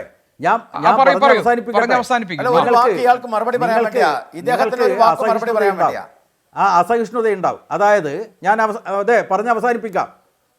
തീർച്ചയായിട്ടും പറഞ്ഞ് അവസാനിപ്പിക്കാം. അതായത് നിങ്ങൾ രാജ്യത്തുടനീളം വർഗീയമായിട്ടുള്ള അക്രമങ്ങളാണ് നടത്തുന്നത്, വർഗീയമായിട്ടുള്ള കൊലപാതകങ്ങളാണ് നടത്തുന്നത്. അത് കേരളത്തിൽ ആവർത്തിക്കാൻ പറ്റുന്നില്ല എന്നതാണ് നിങ്ങളുടെ പ്രയാസം. ആ പ്രയാസം ഉണ്ടാവുന്നത് എന്തുകൊണ്ടാണ്? കേരളത്തിലെ LDF സർക്കാർ മതനിരപേക്ഷതയ്ക്ക് വേണ്ടി ഉറച്ച നിലപാട് സ്വീകരിക്കുന്നതിൻ്റെ ഫലമായിട്ടാണ്. അതല്ലെങ്കിൽ ന്യൂനപക്ഷങ്ങൾക്ക് ഇവിടെ ജീവിക്കാൻ കഴിയാത്ത സാഹചര്യം ഉണ്ടാവും. അപ്പോൾ അതുകൊണ്ട് ഞങ്ങളേതായാലും RSSകാർ ഇത്തരം വർഗീയ പ്രചരണം നടത്തുന്നുണ്ടെങ്കിൽ അതിന് കൃത്യമായിട്ട് മതനിരപേക്ഷതയുടെ ആശയ തലം സൃഷ്ടിക്കാനാണ് ഞങ്ങൾ ശ്രമിക്കുന്നത്, അതല്ലാതെ RSSകാരെ ആക്രമിക്കാനാണ്. അതുകൊണ്ടാണ് ഇന്നത്തെ കാലത്ത് കുറേ സംഘർഷങ്ങൾ ഉണ്ടായി. ആ സംഘർഷങ്ങളെ തുടർന്ന് സമാധാനത്തിൻ്റെതായിട്ടുള്ള അന്തരീക്ഷം ഇനിയും തുടരണം എന്നതാണ് CPM-ന്റെ നിലപാട്. ശരി, ശ്രീ പി ഗോപാലകൃഷ്ണൻ എന്താണ് മറുപടി? എനിക്ക് ശ്രീ NK പ്രേമചന്ദ്രനിലേക്ക് പോകണം. അദ്ദേഹത്തിന്റെ അടുത്ത് പോയിട്ട് കുറച്ച് നേരമായി. ഒറ്റ മിനിറ്റ് ഞാൻ വളരെ കൃത്യമായിട്ട് പറഞ്ഞു. ചെറുപ്പം കാലം മുതൽ അദ്ദേഹത്തിന്റെ പ്രസ്ഥാനവുമായി ബന്ധപ്പെട്ടതുകൊണ്ടാണ് കാരായി രാജൻ ഈ ഗതികേട് വന്നത്. പക്ഷേ 23-ാമത്തെ വയസ്സിൽ 153A പ്രകാരം 7/83 എന്ന പാനൂർ കേസിലെ ക്രൈം കേസിലെ പ്രതിയാണ്. മുസ്ലിം പള്ളിക്കെതിരെയുള്ള കേസ് 7/83. ഒന്ന്. രണ്ടാമത്തെ കാര്യം അദ്ദേഹം പറഞ്ഞു, തലശ്ശേരി കലാപത്തിൽ RSS പങ്കാളികളാണ്. അതേ തലശ്ശേരി കലാപവുമായി ബന്ധപ്പെട്ട വിധേയത്തിൽ കമ്മീഷൻ റിപ്പോർട്ട് എൻ്റെ മേശപ്പത്തിരിക്കുന്നു. ആ വിധേയത്തിൽ കമ്മീഷൻ റിപ്പോർട്ടിൽ AK ഗോപാലന്റെ ജീപ്പ് ജാഥയാണ് അവിടുത്തെ ഏറ്റവും കൂടുതൽ പ്രകോപനമുണ്ടാക്കിയത്. AK ഗോപാലൻ, CPMന്റെ നേതാവ് AK ഗോപാലന്റെ ജീപ്പ് ജാഥയാണ് എന്ന് വിധേയത്തിൽ കമ്മീഷന്റെ റിപ്പോർട്ട് അങ്ങ് വായിച്ചില്ലെങ്കിൽ പോയി വായിക്കണം. 3, വർഗീയ കലാപം കേരളത്തിൽ നടന്നത് 13. നിങ്ങളുടെ കണ്ണൂരിലെ ഒരു പ്രധാന അക്കാഡമിസ്റ്റ് ആയിട്ടുള്ള ഫാദർ ജോസഫ് സ്റ്റെയിൻ, അദ്ദേഹം എഴുതിയിട്ടുള്ള പുസ്തകമുണ്ട് വർഗീയ കലാപത്തെക്കുറിച്ച്. കണ്ണൂർ സർവകലാശാലയിലെയാ. അദ്ദേഹത്തിന്റെ പുസ്തകത്തിൽ പറയുന്നത് 13 വർഗീയ കലാപം, അതിൽ 8 വർഗീയ കലാപം ഉണ്ടാക്കിയത് CPM ആണ്. CPM വർഗീയ കലാപത്തെ കുറിച്ചല്ല നമ്മുടെ ഈ ചർച്ച. വർഗീയ കലാപത്തെ കുറിച്ചല്ല നമ്മുടെ ഈ ചർച്ച. രാഷ്ട്രീയ കൊലപാതകം അവസാനിപ്പിക്കാൻ വേണ്ടി എന്തൊക്കെ കാര്യങ്ങൾ ശരി ശരി ഞാനൊരു ചെറിയ ഇടവേള എടുക്കുന്നു. ശ്രീ NK പ്രേമചന്ദ്രൻ MP യിലേക്ക് നമുക്ക് തിരിച്ചു വരാം. അരും കൊലയ്ക്ക് അറുതി വേണ്ടേ എന്നതാണ് ഈ 24 മൂന്നാം വാർഷിക ആഘോഷവേളയിൽ ഇന്ന് പ്രത്യേകം ചർച്ച ചെയ്യുന്നത്. കേരള സമൂഹത്തിന്റെ പൊതു നന്മയ്ക്കും സമാധാനത്തിനും വേണ്ടി രാഷ്ട്രീയ പാർട്ടികൾ കൈകോർത്ത് എങ്ങനെ ഈ രാഷ്ട്രീയ കൊലപാതകങ്ങൾക്ക് വിരാമമിടാം, അതിന്റെ ക്രിയാത്മകമായ നിർദ്ദേശങ്ങളാണ് ഇന്നത്തെ ഈ ചർച്ച പരിശോധിക്കുന്നത്. സ്പെഷ്യൽ എൻകൗണ്ടർ അതിന്റെ അവസാന ഘട്ടത്തിലേക്ക് കടക്കുകയാണ്. ശ്രീ NK പ്രേമചന്ദ്രൻ, നമ്മൾ ഇക്കാര്യത്തിൽ ഈ വിഷയത്തിൽ ഒരു ഇനിഷ്യേറ്റീവിൻ്റെ പ്രശ്നമുണ്ട് എന്ന് തോന്നുന്നു. ഇപ്പോൾ നമ്മൾ ഈ ചോദ്യം ഉന്നയിച്ച് ചർച്ച മുന്നോട്ട് കൊണ്ടുപോകാൻ ശ്രമിക്കുമ്പോഴൊക്കെ ഇതിൽ ഒരു പോസ്റ്റ്മോർട്ടം റിപ്പോർട്ടാണ് വരിക. ഇതിൽ മുൻകാലങ്ങളിൽ നടന്നത് ആര് ചെയ്തു, ആരെ പിടിച്ചു, അത്തരം ചോദ്യങ്ങൾ വീണ്ടും ഈ ചർച്ച തട്ടി നിൽക്കുകയാണ്. അപ്പോൾ ഇതിലൊരു ഇനിഷ്യേറ്റീവ് ഇതാരാണ് മുൻകൈ എടുക്കേണ്ടത്? ഇപ്പോൾ നേരത്തെ ഒരു ശ്രീഎമ്മിൻ്റെ മധ്യസ്ഥതയിൽ നടന്ന ചർച്ചയെപ്പറ്റി നമ്മൾ പലകുറി ആവർത്തിച്ചു. അതവിടെ നിൽക്കട്ടെ, അതിൻ്റെ തീരുമാനം താഴെത്തട്ടിൽ വിജയകരമായി എത്തിയില്ല എന്ന് നമുക്ക് കരുതാം. ഇനിയിപ്പോൾ ഇതിൽ സർക്കാരിന് എന്ത് ചെയ്യാൻ കഴിയും, നേതാക്കന്മാർക്ക് എന്ത് ചെയ്യാൻ കഴിയും? ഇപ്പോൾ ഈ രാഷ്ട്രീയ കൊലപാതകങ്ങളെക്കുറിച്ച് ചോദിക്കുമ്പോൾ വരമ്പത്ത് കൂലിയെന്നോ അല്ലെങ്കിൽ തിരിച്ചടിക്കുമെന്നോ ഒക്കെ പറയുന്ന നേതാക്കന്മാർ അത് എല്ലാ പാർട്ടികളിലും ഉണ്ട്. അപ്പോൾ ഞാനത് UDFനെയോ കോൺഗ്രസ് LDFനെയോ BJPയോ എല്ലാ പാർട്ടിയിലും അത്തരം നേതാക്കന്മാരൊക്കെ ഉണ്ട്. അപ്പോൾ എല്ലാവരും മാറണം, എല്ലാ സംവിധാനങ്ങളും മാറണം, ഒപ്പം ഒരു ഇനിഷ്യേറ്റീവും ഉണ്ടാകണം. ഇതെങ്ങനെ സാധ്യമാകുമെന്ന് കേരളത്തിൽ നിന്നാണ് താങ്കൾ കരുതുന്നത്? നേരത്തെ ഈ ചർച്ചയ്ക്ക് എന്നെ ക്ഷണിച്ചപ്പോൾ തന്നെ ഞാൻ സത്യത്തിൽ എന്നെ ക്ഷണിച്ചവരോട് സൂചിപ്പിച്ചതാണ് ഈ ചർച്ചയിൽ എൻ്റെ ഒരു സാന്നിധ്യം ഏറെ പ്രസക്തമാകുമെന്ന് ഞാൻ കരുതിയില്ല. അത് തന്നെയാണ് സംഭവിച്ചത് എന്നാണ് എൻ്റെ വിശ്വാസം. ഏതായാലും ഇത്രയും നേരം ഈ ചർച്ച കേട്ടുകൊണ്ടിരുന്നതിൽ നമുക്ക് മനസ്സിലാക്കാൻ കഴിയുന്നത് ഈ പ്രശ്നത്തിനൊരു ശാശ്വതമായ പരിഹാരം ഉണ്ടാകണമെന്നുണ്ടെങ്കിൽ ബന്ധപ്പെട്ട രാഷ്ട്രീയ പ്രസ്ഥാനങ്ങൾ തീരുമാനിച്ചാലേ മതിയാകൂ. ആ രാഷ്ട്രീയ പ്രസ്ഥാനങ്ങളുടെ നിലപാടുകളാണ് പ്രധാനപ്പെട്ട പ്രശ്നം. അപ്പൊ അങ്ങനെ ഒരു മാറ്റത്തിന്റെ സൂചന സത്യത്തിൽ ഈ ചർച്ചയിൽ ഉണ്ടായി എന്ന് ഞാൻ കരുതുന്നില്ല. പിന്നെ ബഹുമാനപ്പെട്ട P ജയരാജൻ അദ്ദേഹം ആവർത്തിച്ച് ഇങ്ങനെ പറയുന്നത് കേട്ടു, മതനിരപേക്ഷ ജനാധിപത്യ രാഷ്ട്രീയം കേരളത്തിൽ സംരക്ഷിക്കാൻ കഴിയുന്നതും ന്യൂനപക്ഷങ്ങൾക്ക് സുരക്ഷിതമായി കഴിയാൻ സാഹചര്യം ഉണ്ടാകുന്നതും ഒക്കെ LDF ഉള്ളത് കൊണ്ടാണ്, അല്ലെങ്കിൽ CPMന്റെ നേതൃത്വത്തിലുള്ള ഭരണം ഉള്ളത് കൊണ്ടാണ് എന്നാണ്. പക്ഷെ ഒരു കാര്യം പരിശോധിച്ചാൽ, വളരെ വിമർശനാത്മകമായി തന്നെ വിലയിരുത്തിയാൽ, എപ്പോഴാണ് കേരളത്തിൽ RSS ശക്തി പ്രാപിക്കുന്നത്? ഇത്തരത്തിലുള്ള സംഘർഷങ്ങൾ ഉണ്ടാകുന്നത്, ന്യൂനപക്ഷങ്ങൾക്കെതിരായിട്ടുള്ള വലിയ തോതിലുള്ള ഭീഷണി ഉയർന്നത് എന്തുകൊണ്ടാണ്? CPMന്റെ നേതൃത്വത്തിലുള്ള ഗവൺമെന്റ് അധികാരത്തിലിരിക്കുന്ന കാലയളവിൽ ഇത്തരത്തിലുള്ള സംഭവ പരമ്പരകൾ കേരളത്തിൽ, ഇപ്പൊ തലശ്ശേരിയിലെ സംഭവത്തെ സംബന്ധിച്ച് തന്നെ സൂചിപ്പിച്ചു. ഇന്നാണ് മുഖ്യമന്ത്രി അതിനെ സംബന്ധിച്ചിടത്തോളം പ്രതികരിച്ചത്. ഞാൻ ആ വിഷയത്തിലേക്ക് വഴിമാറി പോവുകയല്ല. അതുകൊണ്ട് മതനിരപേക്ഷ ജനാധിപത്യ രാഷ്ട്രീയം സംരക്ഷിക്കാൻ CPMനും LDFനും മാത്രമേ കഴിയൂ. അങ്ങനെ ഒരു വിശ്വാസം നല്ലതാണ്. പക്ഷെ പലപ്പോഴും UDF ഗവൺമെന്റ് അധികാരത്തിലിരിക്കുമ്പോൾ ഇത്തരത്തിലുള്ള സംഭവങ്ങൾ താരതമ്യേന പരിശോധിച്ചാൽ പരിമിതമാണ്. ഇല്ല എന്നൊന്നും ഞാൻ പറയുന്നില്ല, താരതമ്യേന പരിശോധിച്ചാൽ പരിമിതമാണ്. RSS അടക്കമുള്ള ഇത്തരത്തിലുള്ള ശക്തികൾ കൂടുതൽ കരുത്താർജിച്ച് രംഗത്ത് വരുന്നത് പലപ്പോഴും കാണാൻ കഴിയുന്നത് LDFന്റെ നേതൃത്വത്തിലുള്ള ഗവൺമെന്റ് ഉള്ളപ്പോഴാണ്. അപ്പൊ അത് മറ്റൊരു പ്രശ്നമായി ഞാനൊന്ന് പ്രതികരിച്ചു എന്ന് മാത്രം. ഒരു കാര്യം ഞാൻ ആവർത്തിച്ച് പറയാൻ ആഗ്രഹിക്കുന്നു, ഈ കാര്യത്തിൽ നിലപാടുകൾ സ്വീകരിക്കേണ്ടത് രാഷ്ട്രീയ പാർട്ടികളാണ്. ഇന്നത്തെ സാഹചര്യത്തിൽ പറഞ്ഞാൽ അത് മറ്റൊരു തരത്തിൽ വ്യാഖ്യാനിക്കേണ്ട, ഇന്നത്തെ സാഹചര്യത്തിൽ കേരളത്തിലെ രാഷ്ട്രീയത്തിന്റെ പേരിൽ നടക്കുന്ന കൊലപാതക രാഷ്ട്രീയത്തിന് അറുതി വരുത്താൻ നേതൃപരമായ പങ്കുവഹിക്കേണ്ടത് കേരളത്തിലെ ഗവൺമെന്റാണ്. ആ ഗവൺമെന്റ് നേതൃത്വം കൊടുക്കുന്ന മുഖ്യമന്ത്രിയാണ്. ആ മുഖ്യമന്ത്രി നേതൃത്വം കൊടുത്തുകൊണ്ട് നേരത്തെ ഇവിടെ കാരശ്ശേരി മാഷ് സൂചിപ്പിച്ചതുപോലെ സർവകക്ഷി യോഗം വിളിച്ചു ചേർത്തുകൊണ്ട് വേണ്ടി വന്നാൽ ഒരു പൊതു പെരുമാറ്റച്ചട്ടം ഉണ്ടാക്കണം. പക്ഷെ അതിന് ഉള്ളിൽ തട്ടിയ രാഷ്ട്രീയമായ ഒരു ഇച്ഛാശക്തി ഗവൺമെന്റ് ഉണ്ടെങ്കിൽ ഭരിക്കുന്ന ഗവൺമെന്റ് വിചാരിച്ചാൽ, പ്രത്യേകിച്ചും കേരളത്തിലെ പ്രധാനപ്പെട്ട ഒരു രാഷ്ട്രീയ പ്രസ്ഥാനം നേതൃത്വം കൊടുക്കുന്ന ഇത്തരത്തിലുള്ള സംഭവങ്ങളിലൊക്കെ പ്രധാനപ്പെട്ട കക്ഷിയായി പലപ്പോഴും ആരോപണത്തിന് വിധേയമാകുന്ന പാർട്ടിയുടെ നേതൃത്വത്തിലുള്ള ഒരു ഗവൺമെന്റ് അധികാരത്തിലിരിക്കുന്ന സാഹചര്യത്തിൽ നിഷ്പ്രയാസം ഇത് പരിമിതപ്പെടുത്താൻ കഴിയും, നിഷ്പ്രയാസം ഇതിനെ ഇല്ലാതാക്കാൻ കഴിയുമെന്ന് തന്നെയാണ് എന്റെ വിശ്വാസം. അതിന്റെ ഏറ്റവും വലിയ തെളിവാണ് കുമ്മനം രാജശേഖരനും മുഖ്യമന്ത്രി പിണറായി വിജയനും തമ്മിൽ മസ്കറ്റ് ഹോട്ടലിൽ വെച്ച് നടത്തിയ ചർച്ചയ്ക്ക് ശേഷം കേരളത്തിൽ RSS CPM കലാപത്തിന് അല്ലെങ്കിൽ സംഘർഷത്തിന്, കൊലപാതകത്തിന് ഒരു അയവ് വന്നിരുന്നു.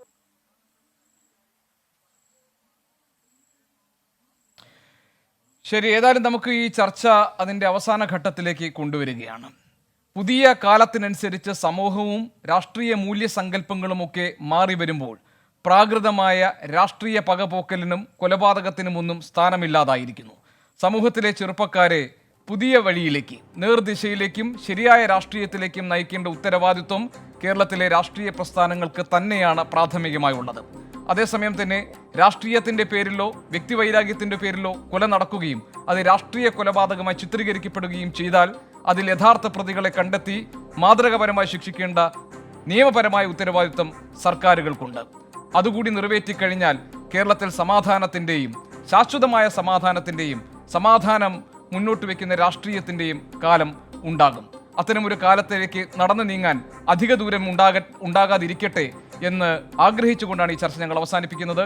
24 മൂന്നാം വാർഷിക ദിനത്തിലാണ് കേരളത്തിൽ ആവർത്തിക്കപ്പെടുന്ന രാഷ്ട്രീയ കൊലപാതകത്തിനിടയിൽ ശാശ്വതമായ പരിഹാര മാർഗങ്ങൾ തിരഞ്ഞുകൊണ്ട് വിവിധ രാഷ്ട്രീയ കക്ഷികളിലെ പ്രമുഖ നേതാക്കളെ പങ്കെടുപ്പിച്ചുകൊണ്ട് ഒരു സ്പെഷ്യൽ എൻകൗണ്ടർ നടത്തിയത്. ഈ എൻകൗണ്ടർ നടത്താൻ കഴിഞ്ഞതിൽ ഞങ്ങൾക്ക് ചാരിതാർത്ഥ്യമുണ്ട്.